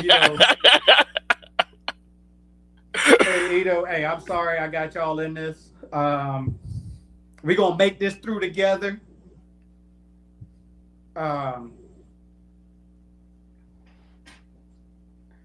But it is what it is. Hey, listen, or if somebody screwed up, like, boy, I tell you, if you wasn't my boy, it was it was gonna be some hell to go after this. Mm-hmm. But that hike that we went on with you had to have every gear, every piece of gear, furniture in your rucksack. Plus, you had your flat jacket on. You had your Kevlar helmet on. You're walking in boots. When we did this on a Thursday morning. No, because it was a 25-mile hike.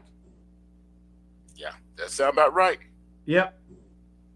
And again, your boy, yours truly, What you doing now? was the guide on. Oh Lord.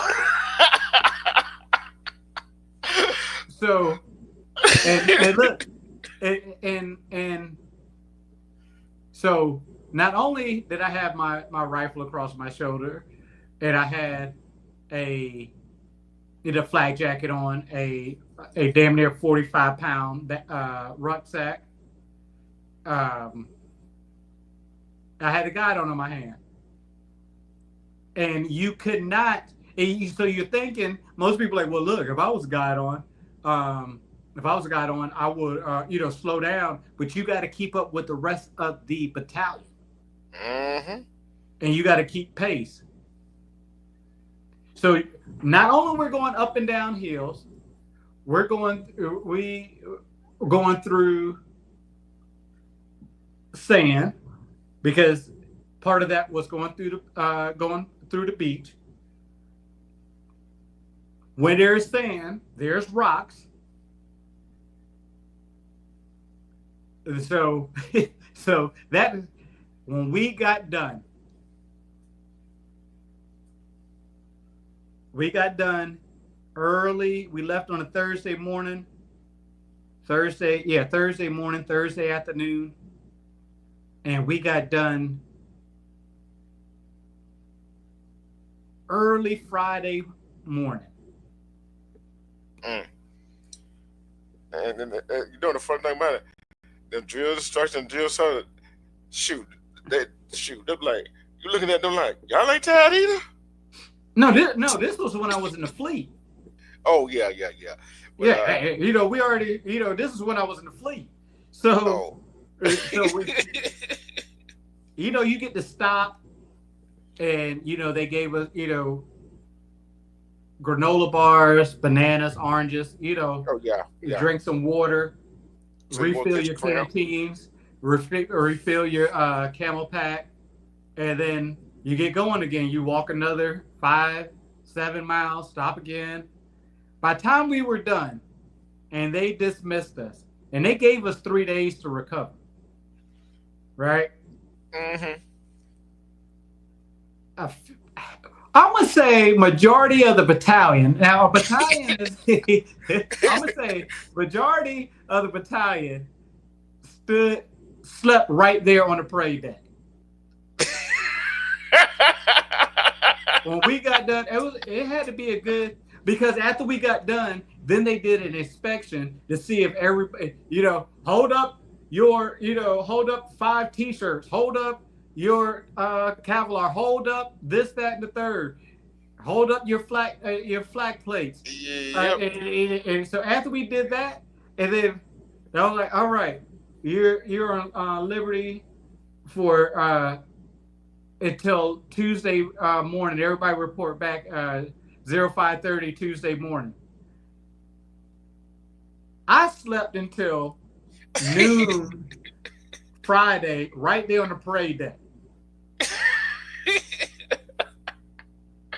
People eventually got up and went and, started making their way home. I was married at the time, so I told, my old lady came and she got me off of there. Now, one thing that hurt the worst, everybody, yes, your feet hurt the worst. But the one thing that hurt more than anything else, it was your feet, and when you took off your boots. Oh, yeah. It seemed like every ounce of blood went straight to your feet. Every nerve system in your feet, every cell just went straight pain. I got home, like I said, I slept on the parade deck with a few others until about noon on that Friday. We got back around about 5:30, 6 o'clock. Slept on that parade deck till about noon. My former wife came and got me. I went back. I took off those boots, and oh my Jesus! They were crying. They were hollering like your dog was hollering. My feet swole up so bad. Because remember, those boots were tight. Yeah. Yep. Those boots, when you wear, they fit your foot so bad or so good. They were so, and believe it or not, the military boots, they were so comfortable. And when they came out with those suede ones, and I still have mine, the suede ones with the Marine Corps emblem on the side, and somebody puts a little bit of technology in them, and you felt like you was walking on air. Like you can go running in them and whatever have you. But when we did this hike, we had those old school black boots. Oh, the one you had to share the whole boot up. The whole, I'm talking about your lace, your boot laces better been shined up. So the old schools, they didn't give as much. So, boy, I told you, there was not enough hot, cold water in the world to help my feet for about 2 days. I can't walk. I felt bad for my I had a son at the time, and I had my oldest son at the time, and he was just a baby, wanted to play with daddy and everything. So the only thing I could do is just get on the ground and just play like and crawl like him. You know what I'm saying? Mama had to get dinner. Had to bring dinner to me for like 2-3 days, breakfast, lunch, and dinner to me like 2 days straight. And you wonder why now you see why they gave you the 3 days. Yeah, bro. When they said we had to do, and see, that was the thing, is that the first time killed me. And when they was about to plan a second time, and then we got called to Iraq, well, we were so excited. It's bad when you rather go to Iraq than do that 25-mile hike. Oh yeah, I'll tell you one thing. I think we did it about 2 or 3 times a year when I was at my duty station, right? The battalion run. I've loved it and hated it at the same doggone time. Because I'm in formation running. But one thing I love doing, the platoon leader said, "Oh, you want to call cadence?" Yep, let me call cadence. Get out there and call cadence. Oh, I felt good then. I could run all day. It's just standing that little bunch. You already know, standing that little bunch and try to run. Tripping over people in front of you. Some people got 2 left feet. Yeah. I tell you, I love, especially when we're just marching. I love calling cadence when we're marching. That was my thing. It was like, hey, let's go in formation. Hey, we're marching this place. We're marching this place. Come on, boy. Hey, I'm not gonna say my last name, but come on, last corporal, let's go. You know what to do. That was my thing. Singing those cadences out loud. Oh man, loved them. Now, look, quick story. When I first got to my battalion, 1st Battalion, 1st Marines, it was our very first day, and we had to get in formation, march to report into the first to the sergeant major of the base, and I stepped up. I called. I was out there calling cadence, boy. I was out there singing, boy. I was out there. You felt from the South. You already know I was out there. Oh, you sure? Otherwise, you had the soul. I was bringing that soul to it. You know what I'm saying? Yeah. So you were feeling yourself. I was myself. I was, boy. I'm gonna tell you something. The best thing in the world, and until this day, the sexiest thing in the world is a chick driving a truck. The second best, sexiest thing in the world is when you're marching and those feet are hitting the ground, those boots are hitting the ground, and you hear that thud coming through. And it is striking the ground, and you got that soul cadence coming out. Oh yeah.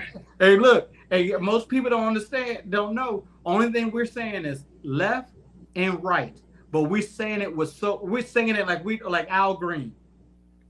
And then when you say left and right, boy, as soon as you get that rhythm going, you throw something else in there. All they doing repeating out of what you're saying. That's it. But see, listen, what the difference between the Army and the Marine Corps was, we didn't do. Only time we call cadence and or doing cadence was during runs. Oh, That's one thing the Army does is they got a marching cadence for everything. Your mama was home when you left. You're right. Your mother was home when you left. You're right. Oh, that one. Hey, yeah. listen,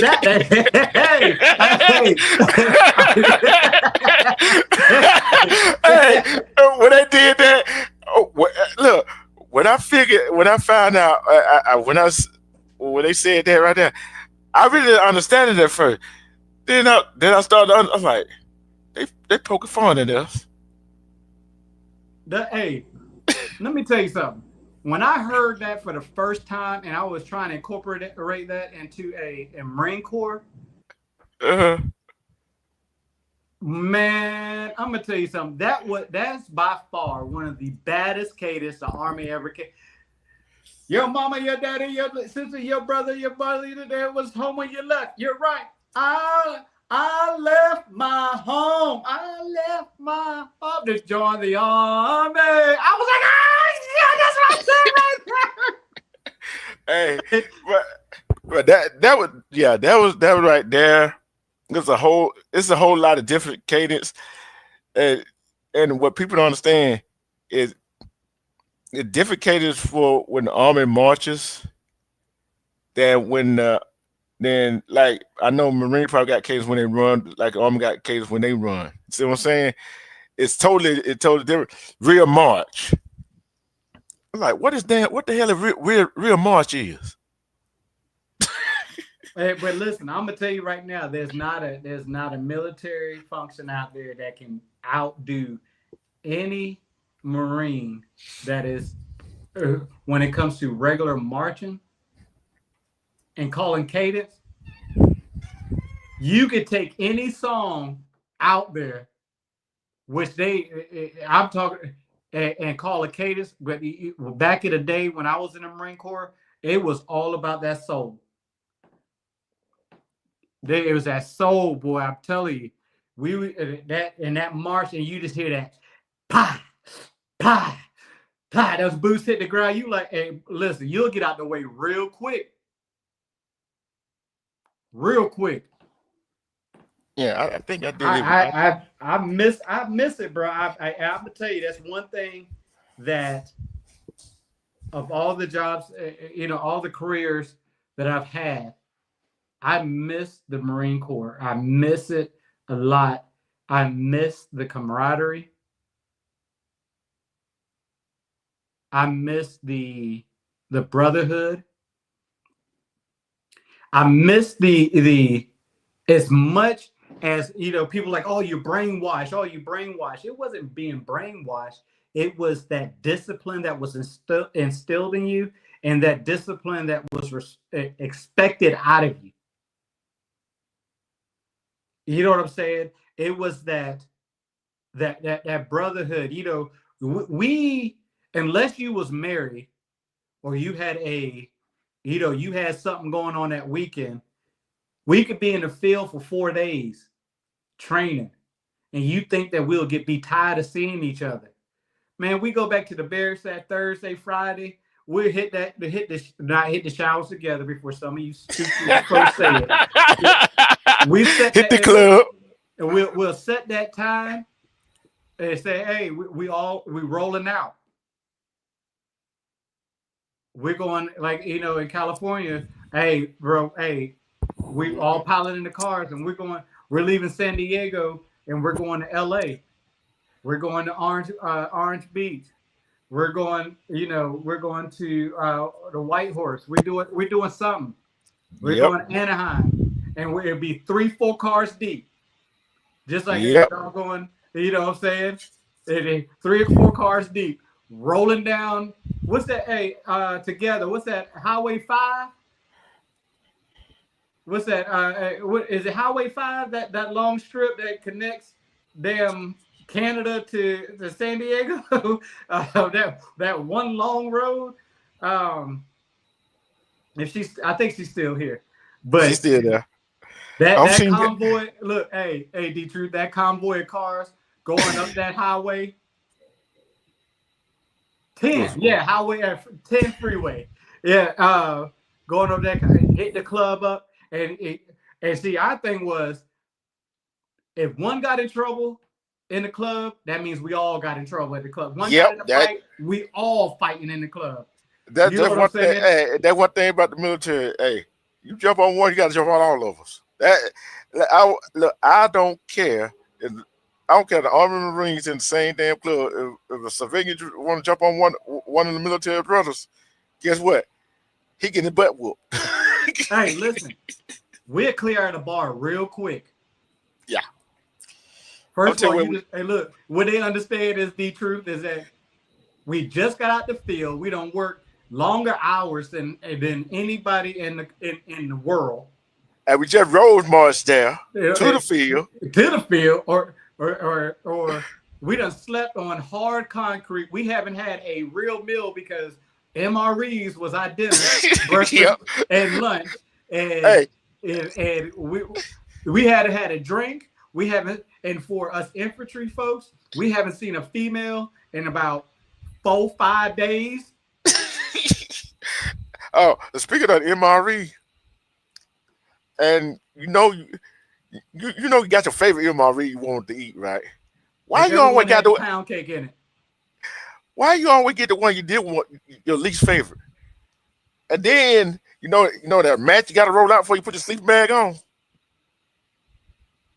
And then you got one side of the tent, and the person you sleeping in the tent with got the other side of the tent. And I want to be the. Go ahead. Hold on, D-True. Hold on. See that we didn't have no tents.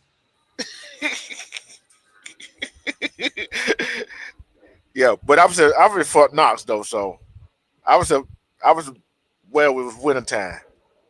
When it got cold. Bruh, I'm gonna tell you right now.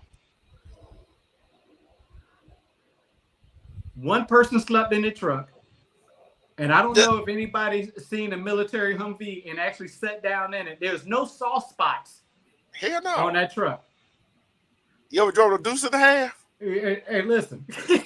There's nothing soft and comfortable about that truck. Nope. Then, majority of the time, I slept on top of the truck, but you couldn't do that that much because the person, you had your fire watch at night that had to man a gun at all times if it was mounted. So he slept on the ground. And then, like you said, you got that little old mat. That mat was so thin. That mat was like a foam cardboard. Better yet, a yoga mat. Exactly. A yoga mat that did not have no cushion. Oh, did y'all have to? You remember you had to do pre-maintenance checks on your vehicle? Yeah. Well, every time we left. Boy, don't I'm telling you, I did a pre-maintenance check on one of my vehicles, and I had to take a bolt off for something, in dead of winter. And you know how hard it is to get the bolt off in the first place. I went to get that bolt off. I hit my hand. It was cold outside. I think I said everything but the child of God that day. Mm-hmm. I said everything. And we went to the club, me and my other two partners. And in the military, when you get a break, right? When you get a break, you take advantage of it. You always going to, I don't know how y'all did it. We always started drinking before we got there. Not too much. They knew what it was. I used to dance, sing, whatever, had a good time, and go back and knocked out. Listen, there's many days, weekends, after coming out the field, even if we didn't do nothing, there's many days when I had Domino's pizza on my chest when I woke up the next morning. Y'all don't know about that. That's so tired that you fall asleep with the food in your mouth, hanging out your mouth, or you sleep with it. I tell you, one night I got so towed up. This was in the barracks. I got so towed up. Oh, we was on. I think we was on. Get ready to deploy to somewhere. I forgot we were getting ready to deploy. Got so drunk that weekend. Had Jim Beam, Jack Daniel, MD 2020, and something else. And every time I deploy, I had my radio with me. Everywhere I go, I had my radio with me. I climbed down the steps, got ready, got in the bed. Next thing you know, I woke up next to the toilet butt naked. I don't know how. Last time I remember, I had my clothes on. That's one thing. Hey, listen. That's one thing that we could do well. Yeah. Back in the day. When you see, especially on base at the what do they call at the pubs on base? Yeah. The officer club. The enlisted club or the officer club. Yeah. What? Hey, listen. They had to get a heads up of which unit was in the field and what unit was coming out the field. And they had to prepare for that, because if people stayed on base and went to that enlisted club or the officer club, whatever have you, they knew that we was coming and we was going to drink that place dry. There was not enough alcohol in the world that could save, especially we was on base and we knew how we could get back. Oh no, there was nowhere near. What's going on, B Breezy? Mr. Clean, what's going on, brother? Boy, it's good times in the military, man. It was good times in the Marine. For yourself, I know there was good times for you in the Army. Respect to everybody who served. Respect to everybody who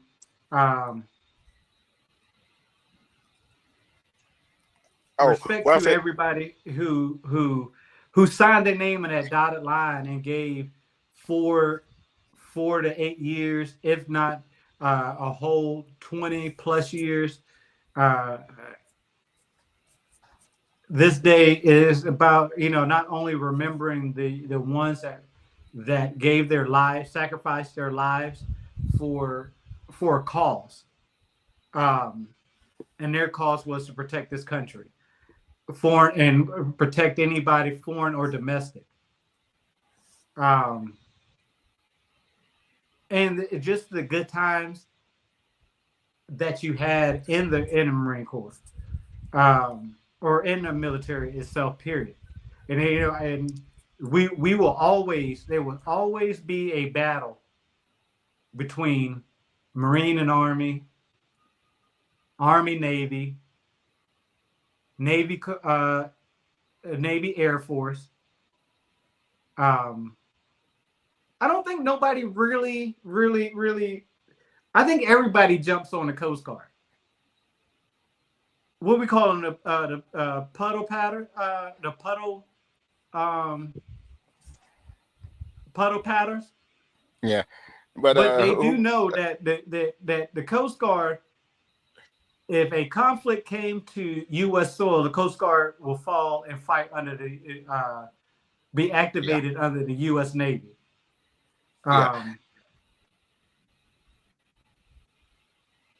Go ahead. And for all them folks, Air Force do not just is not the only branch that fly planes.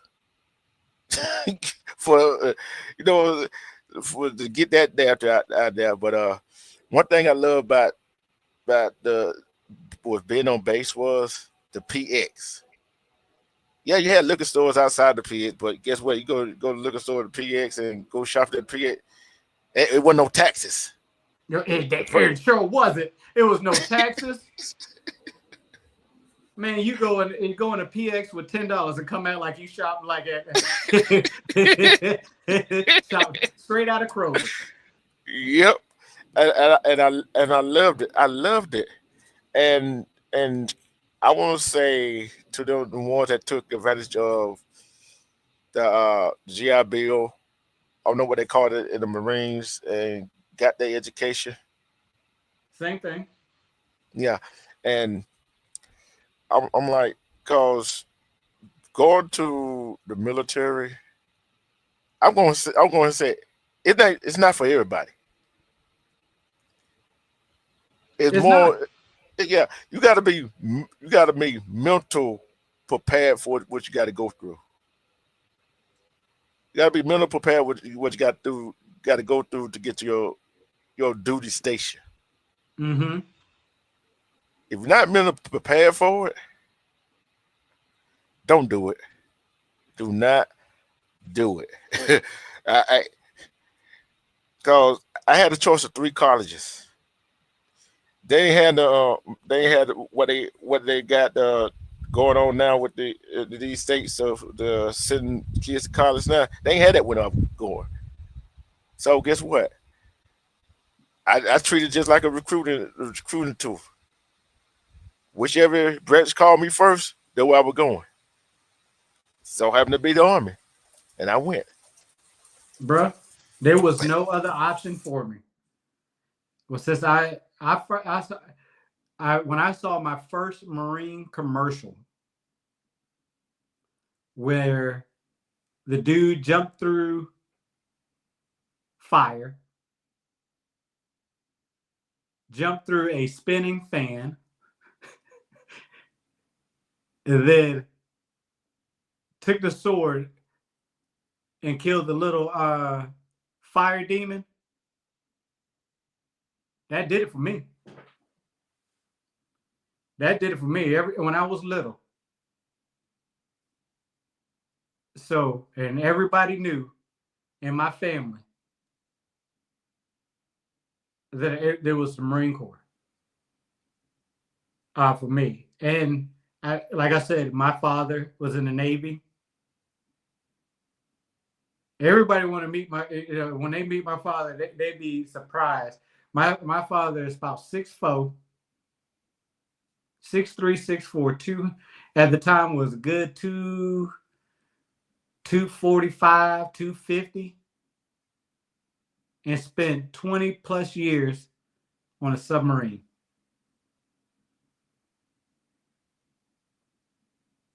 Now, me being 5'8" would have been perfect for a submarine because I didn't have to duck my head that much. But being 6'3", 6'4", and on tight quarters on a submarine, can't do nothing but give them respect.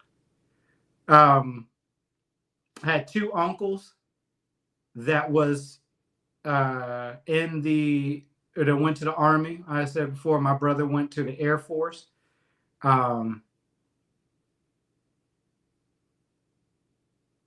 Uncles that was in the Army. Grandfather was in the Army. You see, back then in the South, I mean, the Army was because the Army was the first to integrate and allow blacks to come to the Army. And the Marine Corps was shortly after that. I don't think that Navy ever discriminate against who went to the who decided to go to the Navy. Coast Guard, I think Coast Guard was one of the last. But during those times, to be able to be in the Navy or be in the Army as a African American man, as a black man, Air Force, black as a black man, it was difficult times. But they did their jobs. They served their country. They gave 20 plus years of their lives in the military. So I'm very grateful for that, to have that tradition of military. My mom was in the Navy. My mom was a gangster. She was a torpedoesman in the Navy. Yeah. Mama was gangster, and Mama's smaller than me. Mm. Um, so, hey, Miss Understood, I'm about to send you the link. Come on up and ask us some questions. You could do our interviews and stuff like that. Give me a second. Let me send you the link. And Go ahead, Detroit. I'm gonna get this link going for. and I had 3 uncles in the Navy, and I'm with that being said, that with the recruitment and all of that, it wasn't, how should I put it, the nervous part about going to the military, it wasn't the mental aspect for me. It wasn't the physical aspect for me. Is taking the ASVAB test.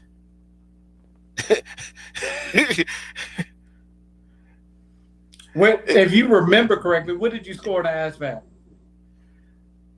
I forgot what it was. I forgot what the score was. I forgot what my score was.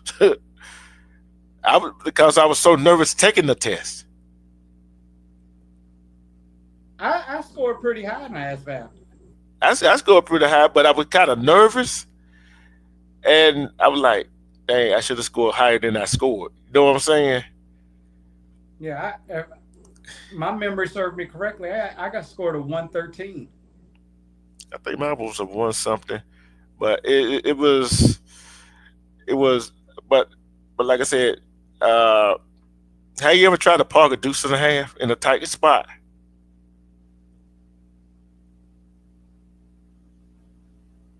Have you a deuce and a half in a tight spot? No, I never got to drive a deuce and a half. Only thing I could drove was a Humvee. I'm not that deuce and a half trying to put that in a tight spot. You know what power steering is, don't you? Yeah. Oh yeah. I know it didn't have no power steering. No. You had to have some good stuff about you to do it took more than one person to turn it right or turn it left to get it in the tight parking spot. Cause only way you're gonna turn like with ease if you move it. So, and you know what they say in the military: if we can start it up, we can drive it. Yeah, that is true. I don't drove a tank. That's like if it wasn't illegal not to have your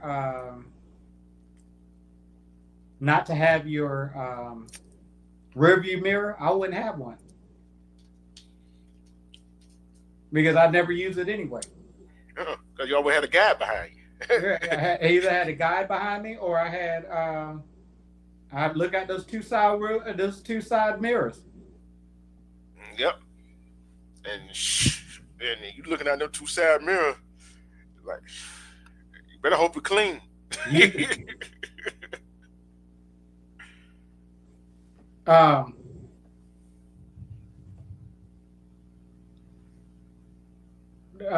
ahead and keep it going real quick. Let me do something real quick. Okay.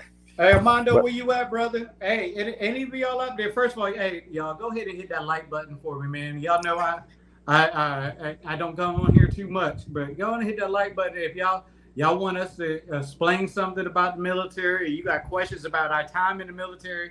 Come on up and ask us. Yeah, we had 22 likes. We had 22 likes. Hey, that like button is free now. That like button is free. Ain't no charge to hit that like button. Ain't no charge. But for those who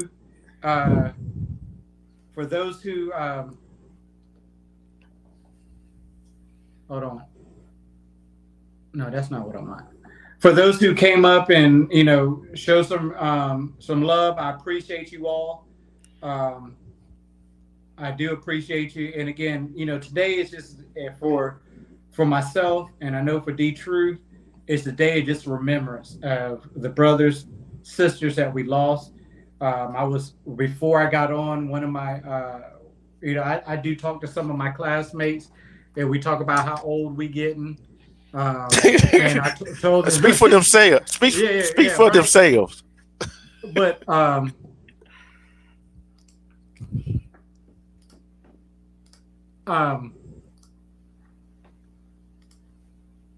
on.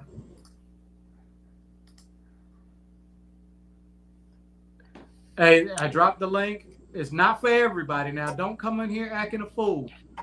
So we will get you out of here on Wolfpack. We will get you out of here on Wolfpack Airline. And with y'all, listen, hey, D-True, let me go throw this disclaimer out. My big brother. Hey,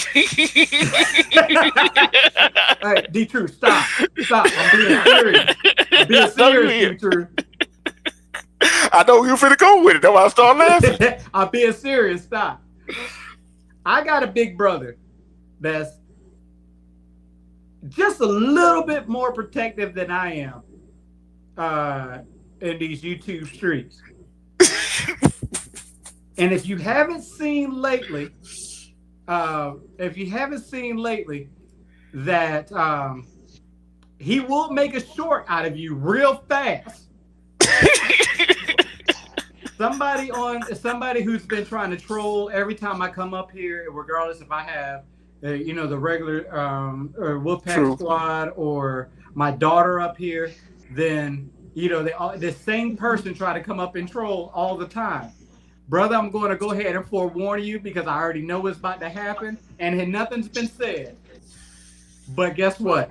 You're going to have a short made about you by tomorrow morning. Just to let you know. So. He already got one made about him already. Yeah, before the ball bought it. Right. Yeah. Everybody, I want y'all to show some love to the wonderful, beautiful Miss Understood. How you doing, darling? Hey, I like that greeting. How are you? I'm good. Hey, I gotta give you a greeting to keep you up here a little bit. Hey, Misunderstood, how you doing? Hey, is that true? Hey, D-Truth, is that you? Sounds like you. I can't see the. It's me. Panel. It's me. Okay, how you doing? Hey, sorry y'all, I'm cooking at the same time, but no, thank you for having me up. No doubt. You got any particular? You got any questions you want to ask or anything? Did you have any family members that served?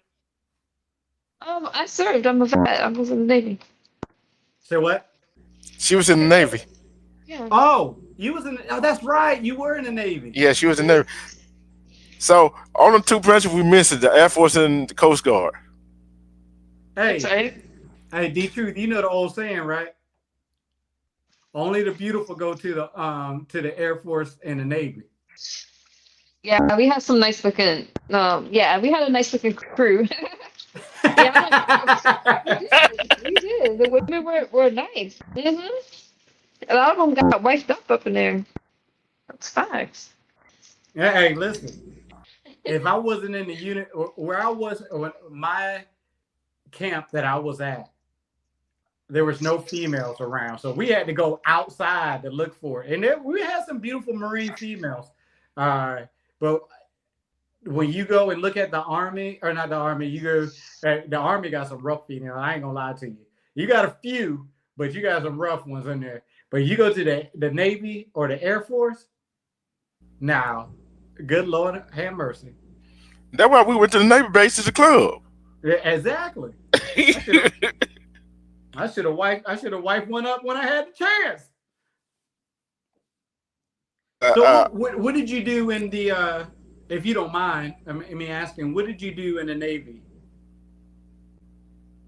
I was a corpsman, which is like, Navy nurse, right, working in the hospital. Yeah. A medic. Yeah. She was a medic. I guess that's what you guys call it. Did you were you ever deployed or was stationed overseas? No, I never did a Westpac. So I got deployed, but the furthest I went was like, where did we go? Oh, we went to Washington. We didn't go. Oh, Canada. That's who we went. But I didn't do a Westpac. Nah. because I mostly did shore duty. Worked in a hospital over in Great Lakes, Illinois, and Oh, okay. so I was there. Once I got off the USS Odendorf, not to dox myself, but that's pretty much what I did. What years were you in? No, I ain't saying all that, but Okay. Hey, respect.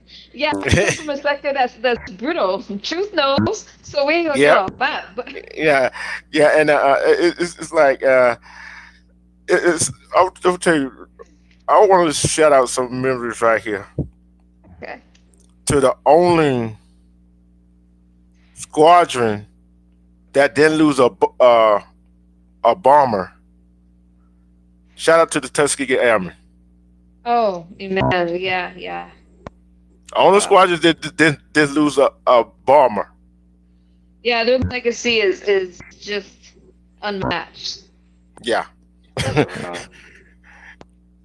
and like we said, I don't know what you had here at the beginning, misunderstood. We was talking about some veterans come home with you could see the wounds, and some we done lost some on the way home, and some when they got here, but to death. But yet we still got some that still lost that are homeless.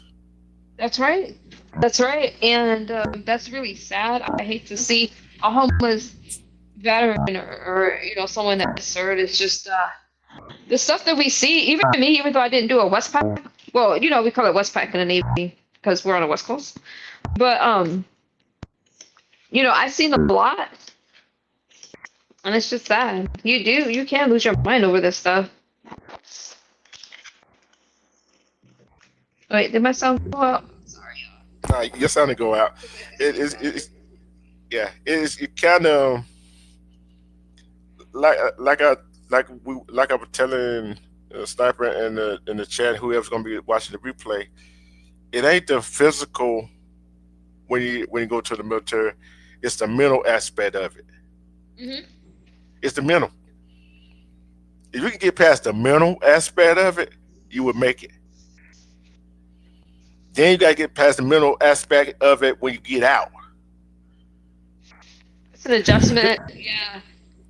I mean, I think even just going in, the first thing that they're gonna do is strip you of your sleep and the foods that you're used to. Like your comforts are gone. I don't know it's preparing you for something, but yeah. Mhm. So with that said, um, how was your transition out? Transition out. I was thinking about going back in, but because I went right to college and I started to work right away, it was okay. It was difficult just because I was used to the structure, but I ended up getting used to it. Sometimes I wish like I would have stayed in, blah blah blah, but yeah, I kind of had to get out because I didn't listen. If I didn't get out, I probably would have got kicked out. I had to do my thing, but I missed it. I liked it. I did my time and got out. So I did the minimum. Yeah. Did you find your like me and Sniper when we get out? We found out we were doing stuff that normal people don't do. Like straighten this out, and this gotta be a certain way, and this gotta be here, gotta be this place at this certain time. Did you find yourself doing that? Yeah, well, for me, it was crazy because like the medical procedures that I didn't feel trained to do, and they're like, do it because we practice on each other. That was crazy. A lot of the things we did, it was just crazy. But you just didn't question it. You couldn't question it. You had to do it. So I was like, yeah. And I noticed when people, you can tell people who've been in the military, because it's a certain way they walk, it's certain how the young people say the swag they got, and it's when you see them, it's a certain way they did something like, oh, okay, I know what he or she was in the military. You can just look and see, because it's just the way people how you do stuff, and normal people don't do the stuff that military people do when they get out.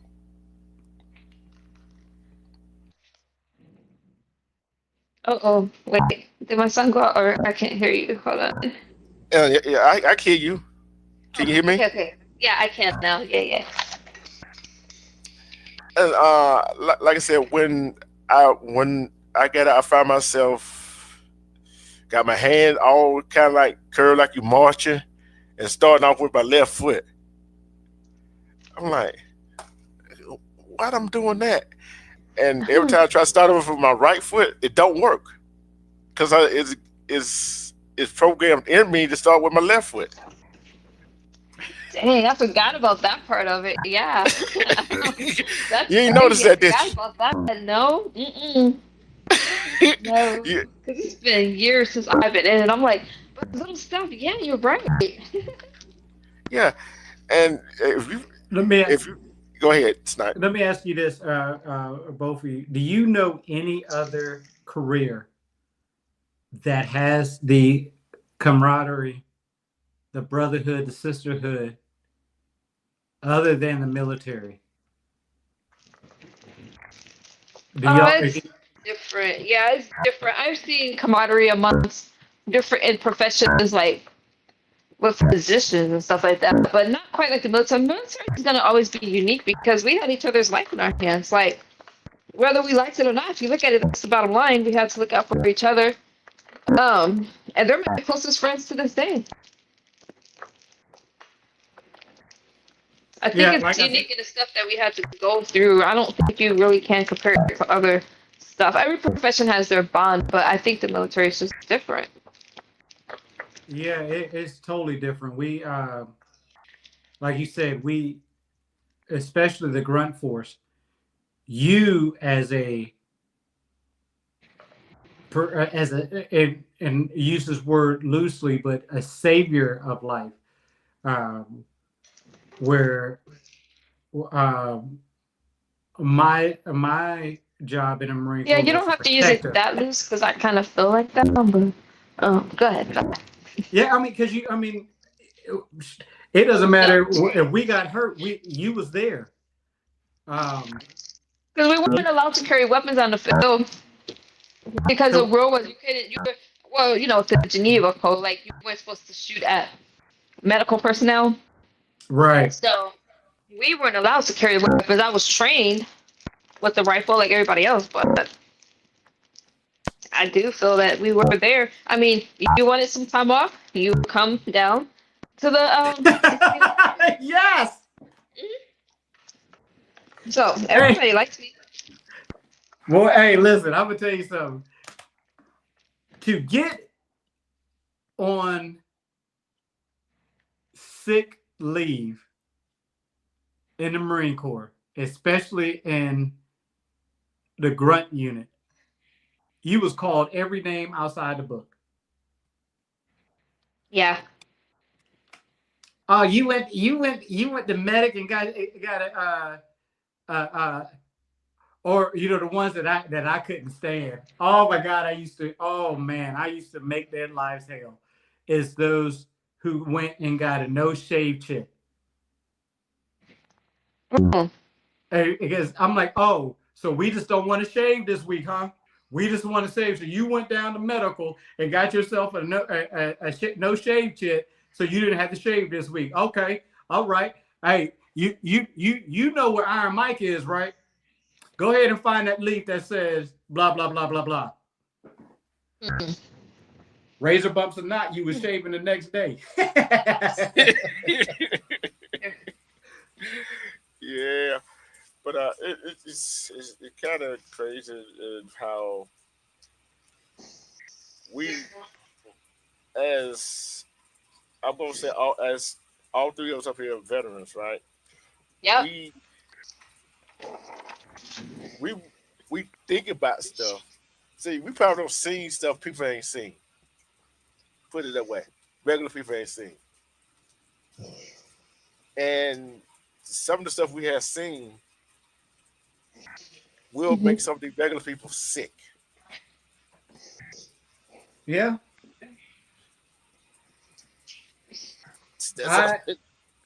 Did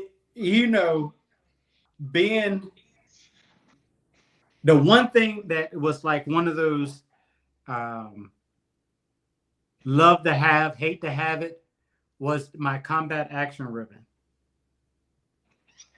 And one thing I have to live with for the rest of my life is that I took a life. And at the end of the day, the one thing that gets me through it is that the members in the truck next to me, to my right, and the members of the truck to my left, our radio man, our corpsman. If we didn't do as fighters, as grunts, if we didn't do what we were trained to do, then those ones who could not, like a corpsman, could not carry a weapon. Even though I think that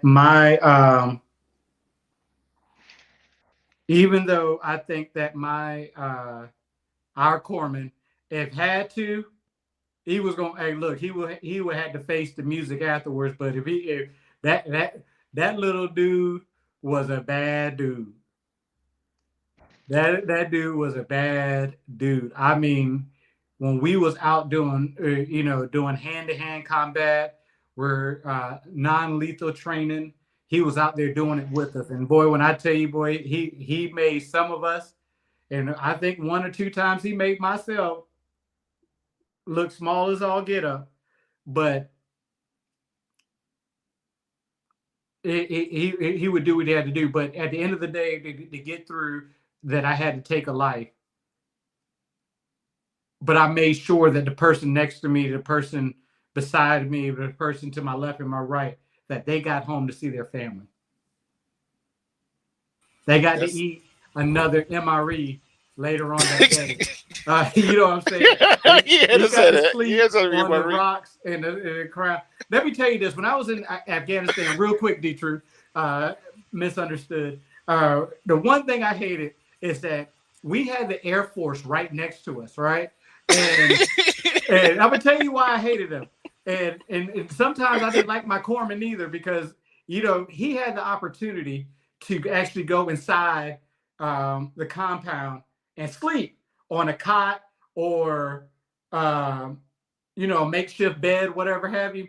But the Air Force brought their big old tents out with electricity and doggone computers and air conditioning and all this stuff, and we outside sleeping in a regular sleeping bag. That's why, even though my brother, he was in the Air Force, I tell you real quick, every time I see him, I want to fight him on sight, because of the image of the Air Force is in my head of them sleeping on cots on top, and we sleeping in the dirt. We got dirt coming in places it should not be. Hey, you better keep your boots on. Wow. No, hey, D-True, and you know as good as me, those running shorts that they gave us, or we paid for once we got in. Oh, we're talking about the shorts. The shorts, the booty shorts. Yeah. Yeah, those were our underwear. They were so goddamn tight. Boy, I'm telling you, but hey, listen, at the end of the day, because what you had to sleep in a sleeping bag, especially in cold weather, it was not for you to sleep in your clothes, because you would never get warm. The less clothes you had in the sleeping bag on, the warmer you was going to be at night in the freezing weather. Yep, and they do get hot, because them sleeping bags were thick. And don't put one of those warmers in your sleeping bag, because you will sweat to death. I tried that one time. We was up north in Fort Irvin. You know where that's at? Misunderstood. That's close. That's up there past 29 Palms and all that. But we was up there training, and it was cold. I'm talking about like cold. And when the first time for a Southern boy like myself, you think about California, you don't ever think California get cold. when you're, until you get there and you go into, or unless you go further up north and you're like, golly, it is cold up here. Where is this weather coming from? Because you always think that it's always hot in California, even during the wintertime. It might cool off a little bit. But yes, it got cold. And like I said, you slept in those little booty short running shorts. Those was the true Daisy Dukes. And a t-shirt. And that's all you slept in. No socks. And it only took you like 5 minutes to get warm. Yep. And another thing, one thing I kind of like it, but didn't like doing my basic training in Fort Knox, Kentucky. Going to the firing range in October, November, December. Cold on the wet. Hey, we go to firing range with the rifle, right? You can't have no gloves on. Lord no. Because you got to squeeze with your tip of your fingers. Tell me how you going to squeeze the trigger with the tip of your finger. You can't even feel your tip of your fingers. Wow. That right there. Then with the mat on the ground, with the sleeping bag on top, then you got ready to go. You roll your sleeping bag up and try to get your mat up. It's stuck to the ground. I'm like, jeez. Hey, did you misunderstood? Did y'all ever go on road marches? No, we did a lot of that like around the base, but not on the road. No. Yeah, they're about a basic training. Yeah, but did you like it? I did. It was. I did because I was part of the division front. I didn't care about any of that stuff. I thought it was all kind of fun. I was like, yeah, this is something different. I didn't really care. Yeah, but when you're young, you just go along with anything. Yeah. Yes, Yep. Lord. That's what like I said, being in the military taught me a couple things. It taught me how to, that teamwork, that brotherhood, how to deal with certain things. But most of all, I don't think that near person in this country can beat me in the fastest eating contest. Still to this day, I don't think nobody can beat me in the fastest eating contest. I think I'm gonna try to set a record and be in a World Book of Guinness World Book and see if I can put myself in there. Because goodness gracious, if I know I got someplace to be and got to eat, boy, I can eat a whole meal within 5 minutes, if that.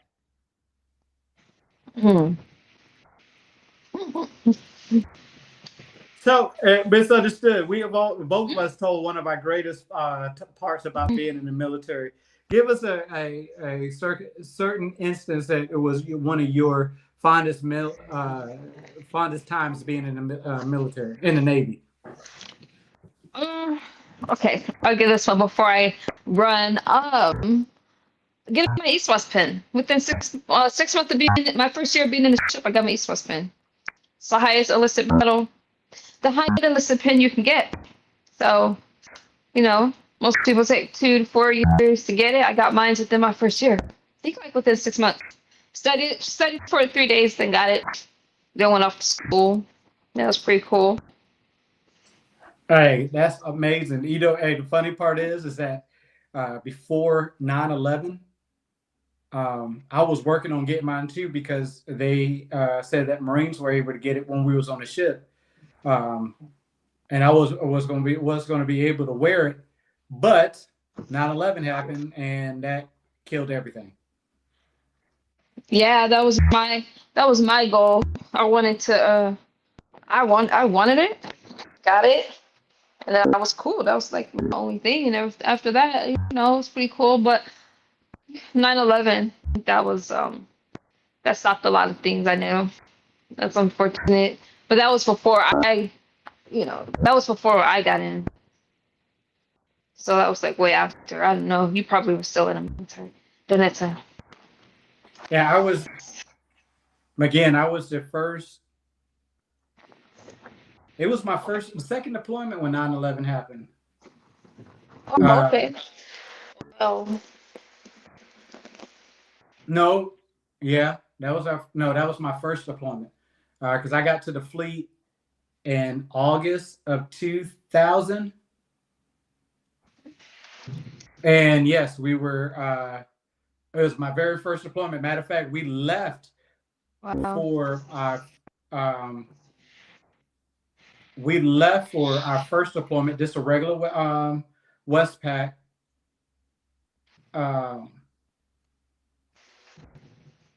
And in August of 2001, and I first stopped in a country, in Australia, Perth, Australia. No, not Perth. Was it Perth or Darwin? They were in Darwin, Australia, when 9/11 hit. And I can tell you what I was doing. Most people, that question asked, "What were you doing in 9/11?" I had just got off the ship. First time we was able to walk around in civilian clothes. I had two Long Island iced teas in both hands, and I was just about to approach a young lady, a little Aussie lady, and see what we could do while I had the time off. And as soon as I was about to shoot my shot, all the lights came on, and all military personnel, please report back to your respective loading vessels. Wow. That's crazy. Yeah. But hey, Crazy. when 9/11 happened, it made all of the military put their big boy drawers on, big girl panties on, and it was time. Hey, it was time to do what you were trained to do. So, well, you guys, thank you for having me up. I really appreciate talking to you guys. Thank you for your service, and yeah, always fun. Thank you for coming up and blessing us with your presence. I'm very grateful for that. We know how much of a busy person you are. So, hey, for you to take a little bit of time and come up and share with us, man, that's very much appreciated. There's so much gratitude towards your way. No problem. I don't really do read stuff because I never know what I'm gonna act like. But yeah, this was cool. Yeah, and hey, Sniper, if we ever need a medic, we know who to call. Oh yeah, I'm going straight. I don't care if my leg is broken. I'm going straight to Cali.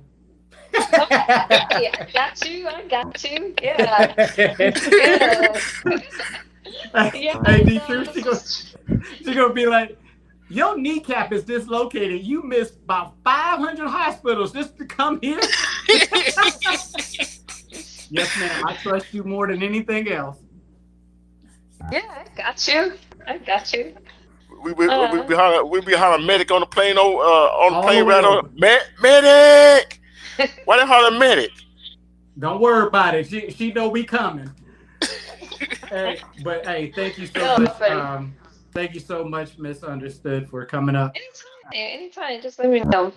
Yes, ma'am. And hey, this for my fans out there and everything. We got some things coming. We've been discussing some things, so y'all be prepared for that. It might be nice. It might get ugly. You never know.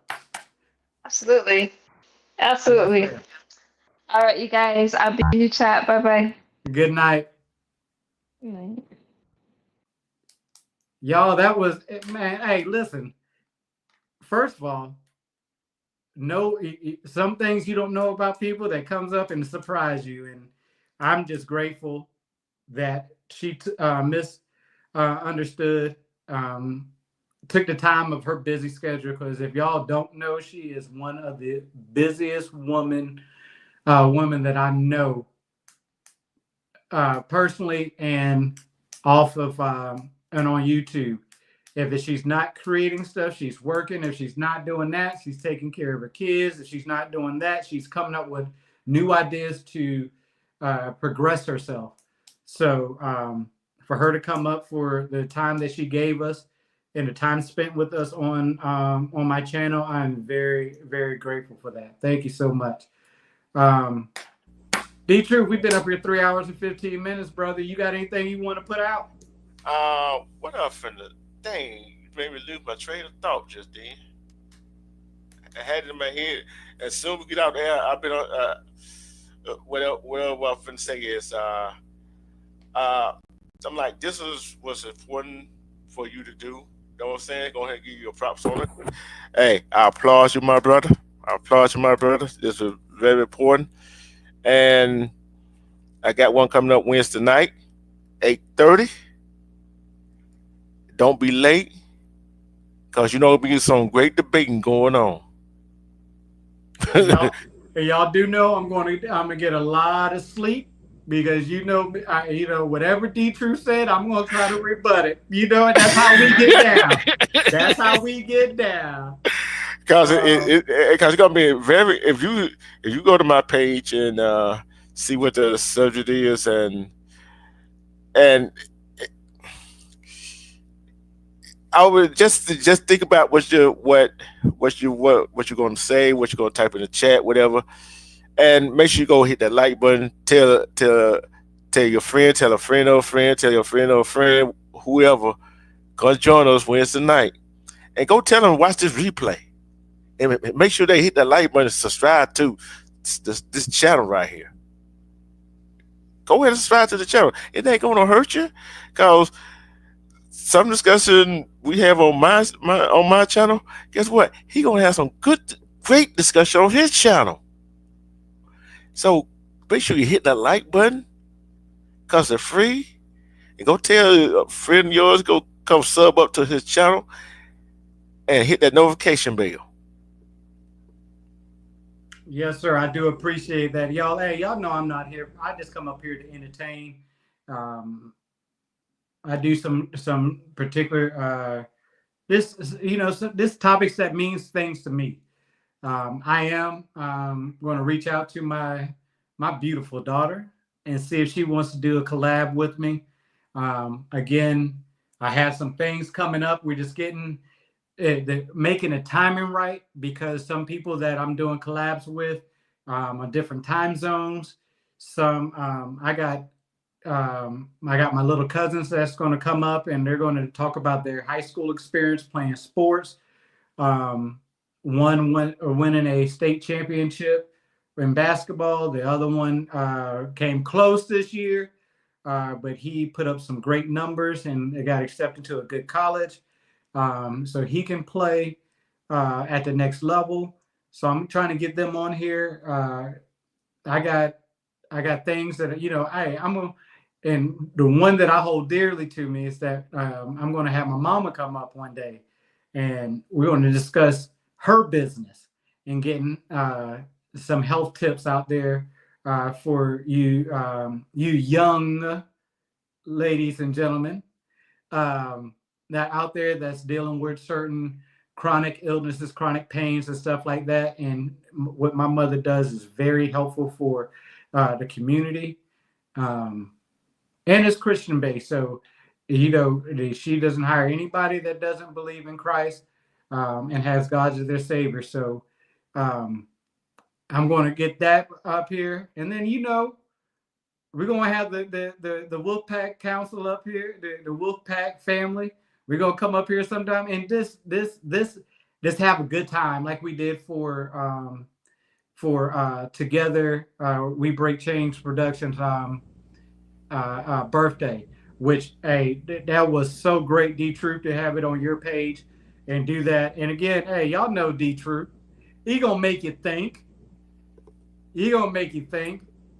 about everything that he says, and you will be like, you know what, he might be on to something here. And then other times she's like, D-Truth, if you was standing right next to me, I'd strangle your neck.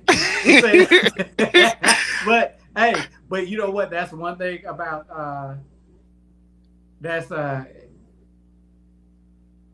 I am with the crew, but you call yourself Mr. Butt Buster. See, y'all are trying y'all best to pull me out of where I'm at. With these That- yeah, that's true. But let me say this, Sniper. But guess what? Thank you for your view and records with Wolfpack Airline, and you got flown out of here. So that's we're gonna leave it at that. Thank you for your view, because you spent your time trying to watch what he was doing, trying to interrupt the show. But guess what? You didn't interrupt the show. And I got a question for you, Sniper. Can we ask your mama a question when she get up here? ask her what? Don't worry about that. Hey, listen, we keeping it strictly business, and it's gonna be just me and my mama. I'm not near one of y'all on here. Not doing it. Why not? I already know Why what you're not? doing with it. Why not? Huh? Why not? Because you know my mama gonna tell the truth. Yeah, Hey, hey, listen, I ain't embarrassing myself up on here. See, no, yeah, look. You ain't gonna be embarrassed yourself. She will embarrass you. Hey, listen, no sirree, no Oh, sirree. you ain't gonna invite. You ain't gonna let your new up. Where you knew it? I said, when your mama get your mama get on here, you gonna let your new up. Let me tell you something. No. You know why? You know why? Because I know why. It's y'all gonna be saying, ask his mama this, ask his mama that. No, sirree. I already know. Hey, man. Hey, I already know. How about together? Oh, definitely a no on that one. No, because she asked the questions everybody else want to ask. No. How about Rim Rock? No. No. Hey, listen, y'all. Hey, I ain't falling for the okie doke, brother. I ain't falling for the okie doke. How about Miss Media? Yeah. Come on now, I can't talk to Miss Media like in front of my mama like that. How about Armando? How about Armando? Hey, listen, you gonna make me cuss? No. Hey, you know she gonna be reading the chat anyway. Hey, listen, dude. What you gonna tell? What you gonna tell? Don't read the chat. Hey, what you gonna tell? Don't read the chat. Hey, listen, I'm gonna turn the chat off. Uh-oh. I'm gonna turn the chat up, and she won't be able to see the chat. Turn it off. Hey, you see what the ghetto wrote, don't you? I see. No, you ain't talking in front of mama. No, you is not asking no questions in front of my mama. No, sirree. Y'all ain't asking. Hey, look, y'all ain't asking no baby questions to my mama about me.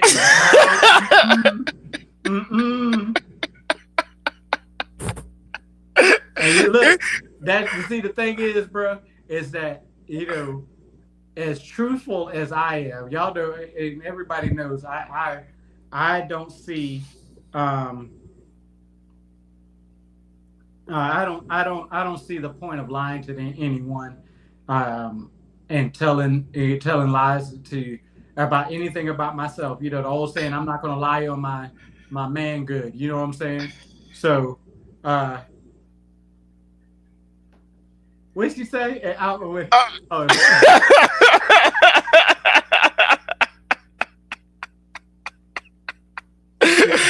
Lord have mercy. Look, I thought you had family affairs to take care of together. See, now you're back. Hey, come on up here real quick. We got like 10, 15 minutes left. Come on up here.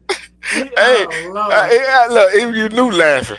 Exactly. Hey, I thought you knew. I thought you was asleep. You said you was going to bed early. No, she was listening. They're gonna bring my mama up here. Everybody want to come up here and say something. Okay.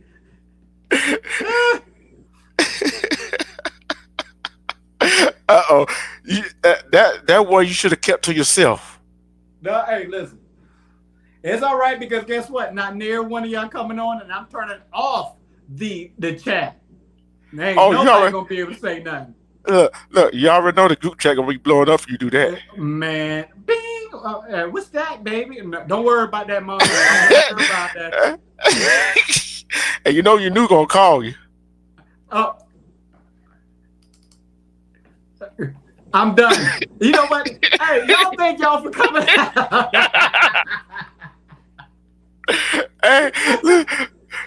You know, Mondo gonna call you, and you gonna call. Drop the link, brother. Go and drop the link. That's all. That's gonna be like an hour's worth of text right there. Drop the link. Drop the link. Y'all ain't putting me on blast up here. No sirree. No sirree. Oh man. Hey, but listen. Oh man, she said, "Oh, oh, I Lord, can ask you that question. I like the titty more than the bottle. That's why I'm a titty man. I can answer that question right now. Hey, that question is, you don't want to know the follow-up question behind that one. Oh Lord. Nope. Don't you dare. Don't you know what? Together. Go ahead and spend time with your family. And we'll talk to you some other time. And the question is for Together You Knew and Miss Media is, when are y'all doing the Angels again? Well, come on now. We need that. I know me and Miss Media is supposed to be doing the peanut butter and jelly show coming up shortly when she get her computer. Okay. Oh, Lord have mercy. My mama would never know if I had wet dreams. Stop it. Oh, to get on one right there. To get on one right there. You know that, don't you? You know what? She been drinking. She says she don't drink, but she been drinking. Look, Lord. You know what? I think she can you back for making her spit out what she was drinking while we were laughing at some of the stuff we were going through in the military. Yeah, that is. Hey, listen, no, you know what she is doing because I said she turned 75. I mean, what goes with jelly? What goes with grape? Peanut butter. That's where peanut butter and jelly, baby. You know what I'm saying? I'm not baby pappy. Lord have mercy. Hey, Together, stop it. Together, stop it. You make me laugh too much. I'm glad I ain't drinking that. What I need to do, that last short, y'all, before we get off this thing, just like I mentioned before, the last short he just did. Yeah, I need somebody to. I need to put that up here, and let that lead us out. I gotta find it again, but hey, listen, y'all. For all the fans that's on here, I appreciate you coming out. Stop giving Armando Black ideas for his shorts. Okay? Stop doing that. This dude is going buck crazy with these shorts. He doggone good at it. Hey, I don't know who trained him how to do it, what class he took, but I bet you he made an A, and he is on fire. He is on fire. This dude can make a short within 5-10 minutes, and it is on point. Stop messing with it. I told you he had one already going. When you said, "Oh, he had one by tomorrow morning," I already told you we already created one. Oh no, we knew it was coming.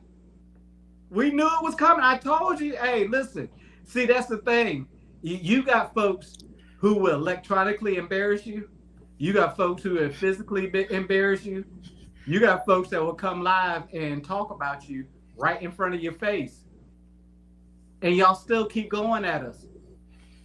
This is one thing that you can't do. Just like the military, we are well protected. We'll get you online. We'll get you on social media. We'll get you out your pockets. We'll do whatever we have to do. We're just up here to entertain. That's all we're doing, y'all. Are we bringing good information? Sometimes when you have when You Knew comes up and she is giving out you facts, giving something to think about, giving what this country is going through, with the different people being offline, be over something stupid. When you have relationship issues, you can lean on You Knew, Armando Black, and D True. But this is all entertainment. Y'all want to turn into something serious. The funny fact is that if you don't like the dude, if you don't like the ladies, if you don't like me, get off our page. You can unfollow just as quick as you followed. But no, you like being the butt end of everybody's jokes. You like to be in to have your life put on blast on social media. Oh, this is your life. Your life is in turmoil right now, and you rather go at somebody you never met in your life before, and knowing that person could go dark and don't care about feelings, because obviously he don't have none. I definitely know that together don't have none, and y'all keep on coming at us. That's my disclaimer for today. What has anybody that's in the Wolfpack, what has Wormrock did to anybody on here? Yeah, I know I got into a couple of beefs as that's only protecting myself, my family, and my Wolfpack family. But what have I ever done to you personally?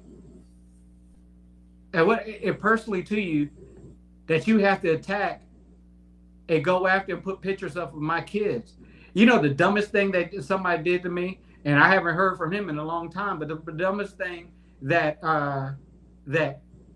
somebody's done to me is me having a moment with my youngest daughter when she was a baby and giving her a kiss, and y'all thought it was a joke. But the fact of the matter is that the fun fact about it is that you don't have the same relationship with your daughter like I do.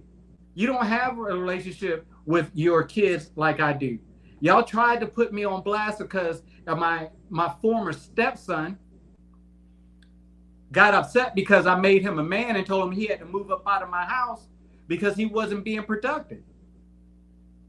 I had to make a man out of him somehow.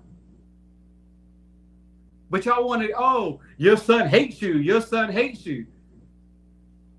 Well, guess what? I did my job.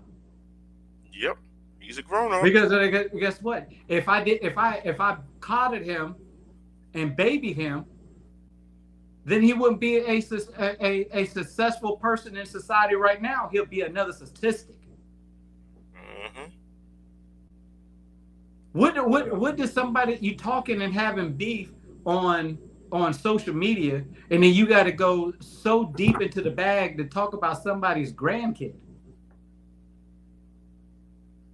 What how does that make you feel in the morning? How do you sleep with yourself at night? But you don't have the same relationship with your kids and your grandkids like the people in the Wolfpack does, and some of the people that follow us does. Got great relationships. Sure, they ain't some of them don't have a great relationship with their family anyway. See, what they fail to realize, we are family.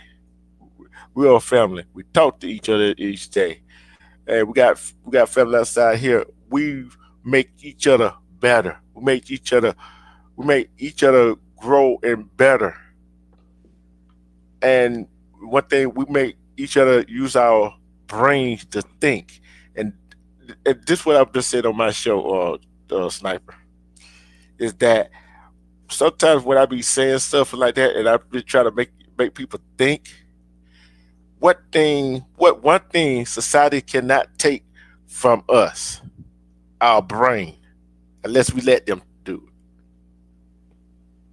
it. And some of them, they don't have no brain. So with that being said, y'all don't got y'all lecture from Sniper. You don't got your lecture from me. When y'all gonna leave that man alone so he stop making us waste our food and drink? Because he owes me a lot of money right now. Hey, Armando Black, if you listening, you owe me a good $25 to $35 of food that I don't waste in looking at some of your shorts and spitting it all out. You owe me about 2 bottles of wine that I don't waste it on the floor. You owe me some doggone some cleanser, because all the cleansing I had to do on my floors because of all the stuff I done spit on my floors all the time. Okay, so y'all stop messing with him, so I don't have to keep charging him for after every short he did. Oh, Okay, to get us there, he owe her 75. hey, look, he better be glad I drink cheap wine. But Oh my goodness. Hey, you I got think, anything you want to say before we head out, brother? yeah, Wednesday night, 8:30, gonna be the great live. And love and respect yourself, because we love and respect yourself. You can see through all the BS. Self-love is the best kind of love, because who could love you better than you can love yourself? Hey That's man, it. I appreciate you coming up, brother. Thank you so much for spending some time with us on here. Um, everybody, I know it's a day off of work, a Monday off of work. And there's one thing that everybody dream about, but today is a special day. And my meaning behind that is that today is a day that we remember those that lost their lives so that you can have a drink today. That you may be able to barbecue on a grill today. So that you can enjoy this day and not be stressed out at work, so that you can spend time with your family. Okay, I'm gonna hold that thought, because the man of the hour, ladies and gentlemen, let me further introduce our leader of the Wolf Pack, no other than Armando. We don't like you today, and we didn't like you yesterday. Armando Black, you owe me $35 because I spit out a whole chicken the other day. So, what's up, brother? What's going on, man? Hey, man, they mad, bro. They mad. They mad.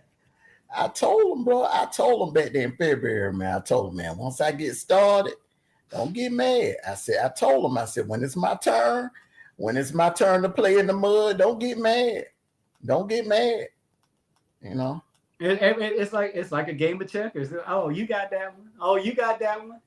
But when it's my turn, I'm gonna tell you, I ain't gonna stop busting you in the head. Exactly.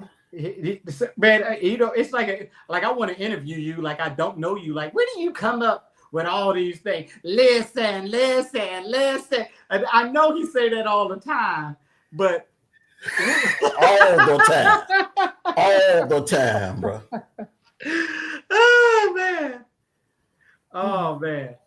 Hey, before you go, brother. Hey, once we get off of here, spend too much time. Miss Understood has started a live. Y'all go over and support the sister. Hey, listen, started from the mud, and now where she is right now, man. You can't be but proud of her. Yeah.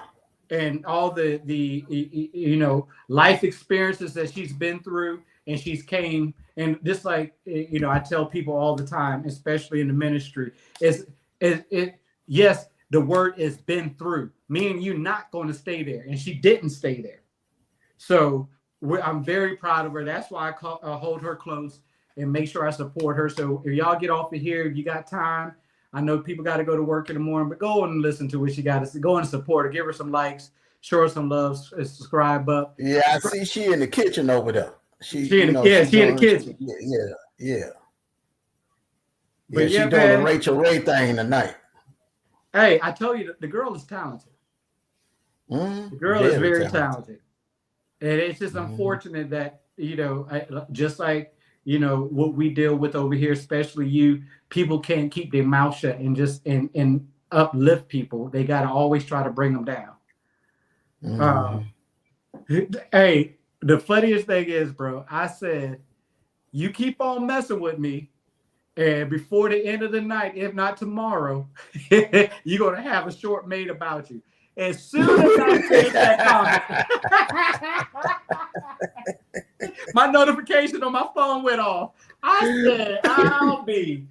Oh my goodness gracious, bro. You was working on it, boy, I tell you.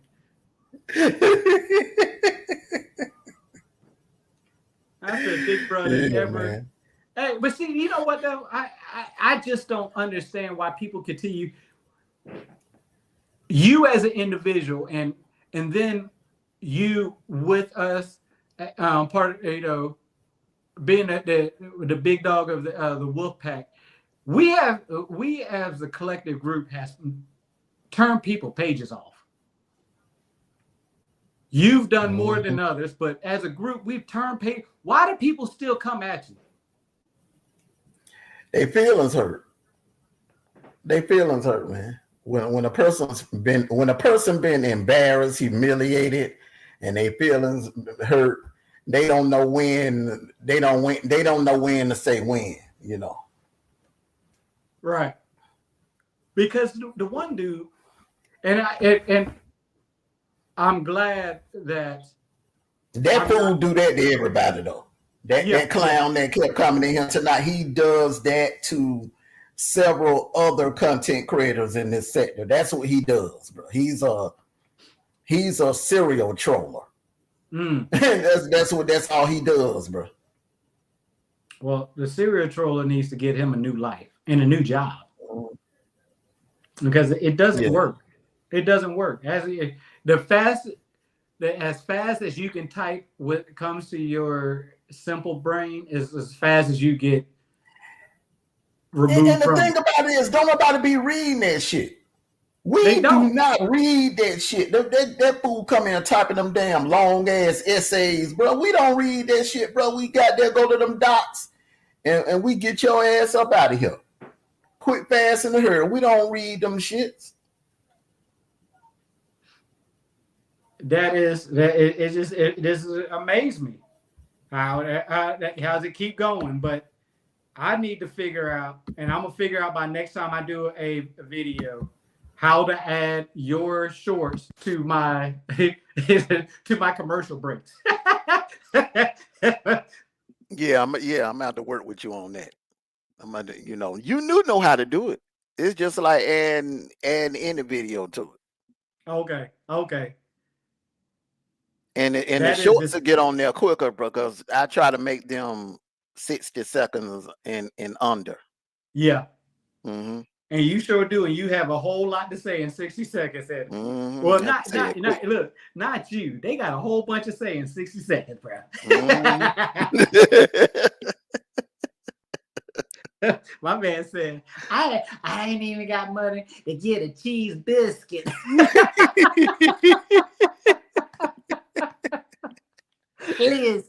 Listen. My own daughter, Brooklyn, won't let me move in with her because I ain't got more money. I guess I got to start selling some of these Spider-Man draws so I can get myself a cheese biscuit. Let me hurry up and eat before somebody come and try to attack me again in this high chair. You know, these kids they already mad because they got to sit on their knees because I take up all the high chairs to sit down at a table.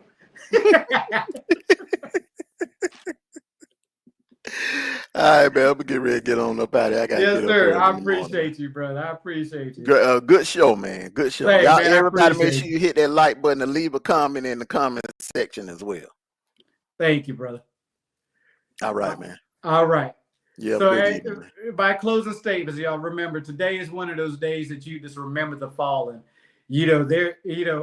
And you got to think about it like this right here. If we go back to World War I, Vietnam War, there are many unknown soldiers that's buried in the cemetery, and the families probably don't know which one it is. So there's family members that know they lost a loved one many, many, many years ago, and they have not had the proper burial.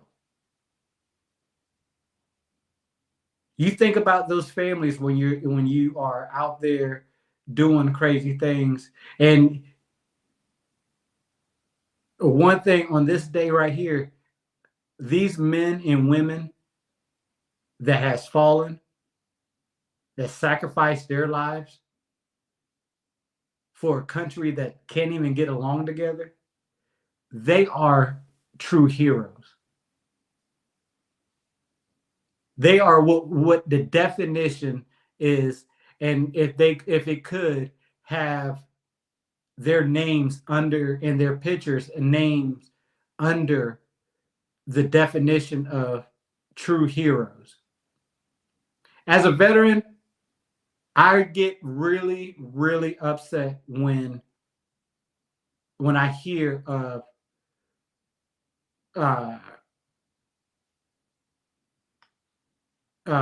or when I get really upset when I hear people calling sports athletes heroes. Yeah, they save a little, they set the example and be a great example for a few kids to get out of the situation that they're in, get out the hood, get out the gang, and strive to be better. I understand that. But life that is sacrificed for millions of people outweighs an athlete that only does their job 3-4 months.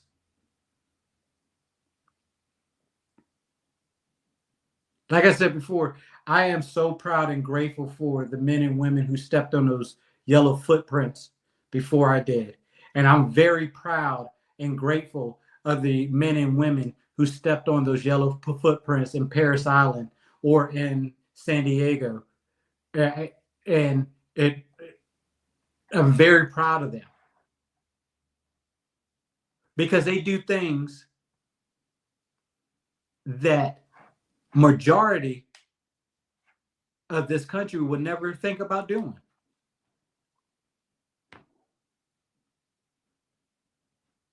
I want you on this day, on the last couple of, or it's already 12 o'clock, but if you're still awake, I want you to think about those men and women who sacrificed their time, put their lives really put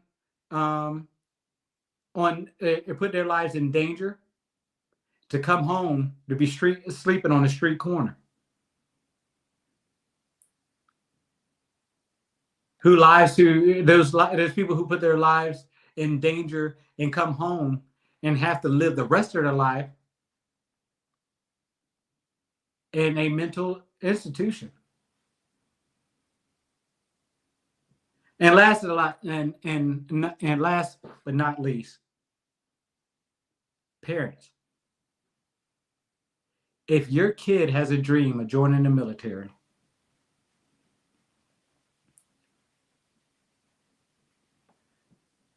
don't talk them out of it.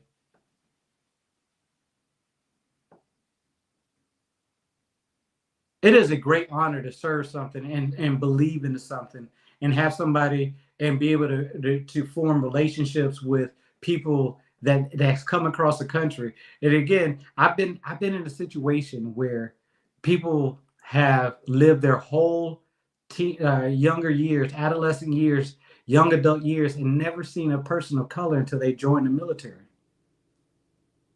They just learned something new. Yeah, joining the military is not all about being in war, not being a part of a conflict. But your child get to travel the world and see other cultures, the good and the bad. I'm going to tell you one thing, and the last thing I'm going to say is that joining the military has done so much for me. I'm not talking about just the schooling, I'm not talking about being able to travel the world. Joining the military made me a man at a very young age. It made me accountable for myself and was able to learn how to hold others accountable. Just in the short 8 years that I was in the Marine Corps. That's a life lesson that will take care of you for the rest of your life. That's a life lesson that you can never take from that young man and that young woman.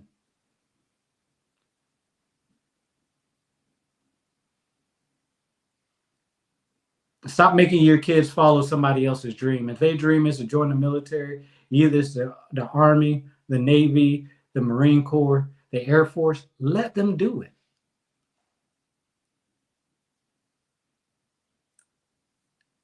and see if you don't reap the benefits of it.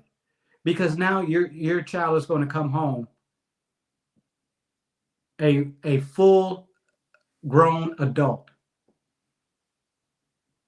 and a a a member of society that people look up to.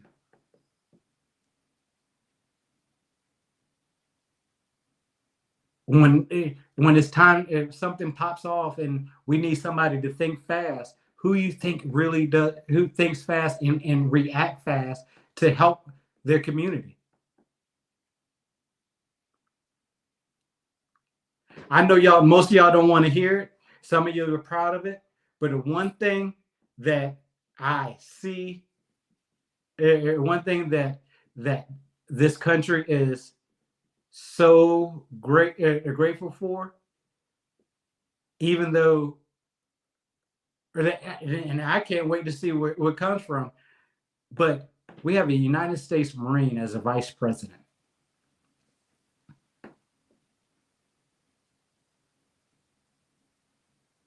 We saw what he can do in the debate.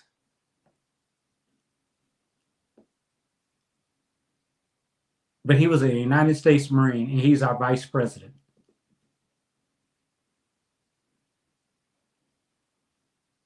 Think about that.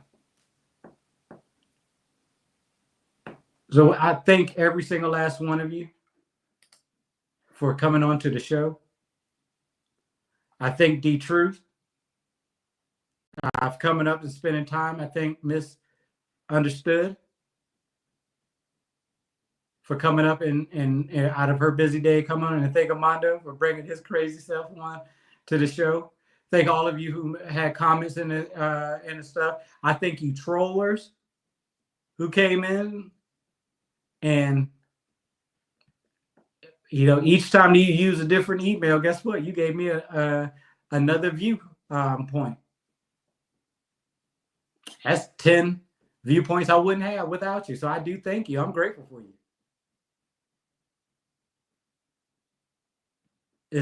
Your statements are irrelevant, but your viewpoints is very much needed and very much appreciated.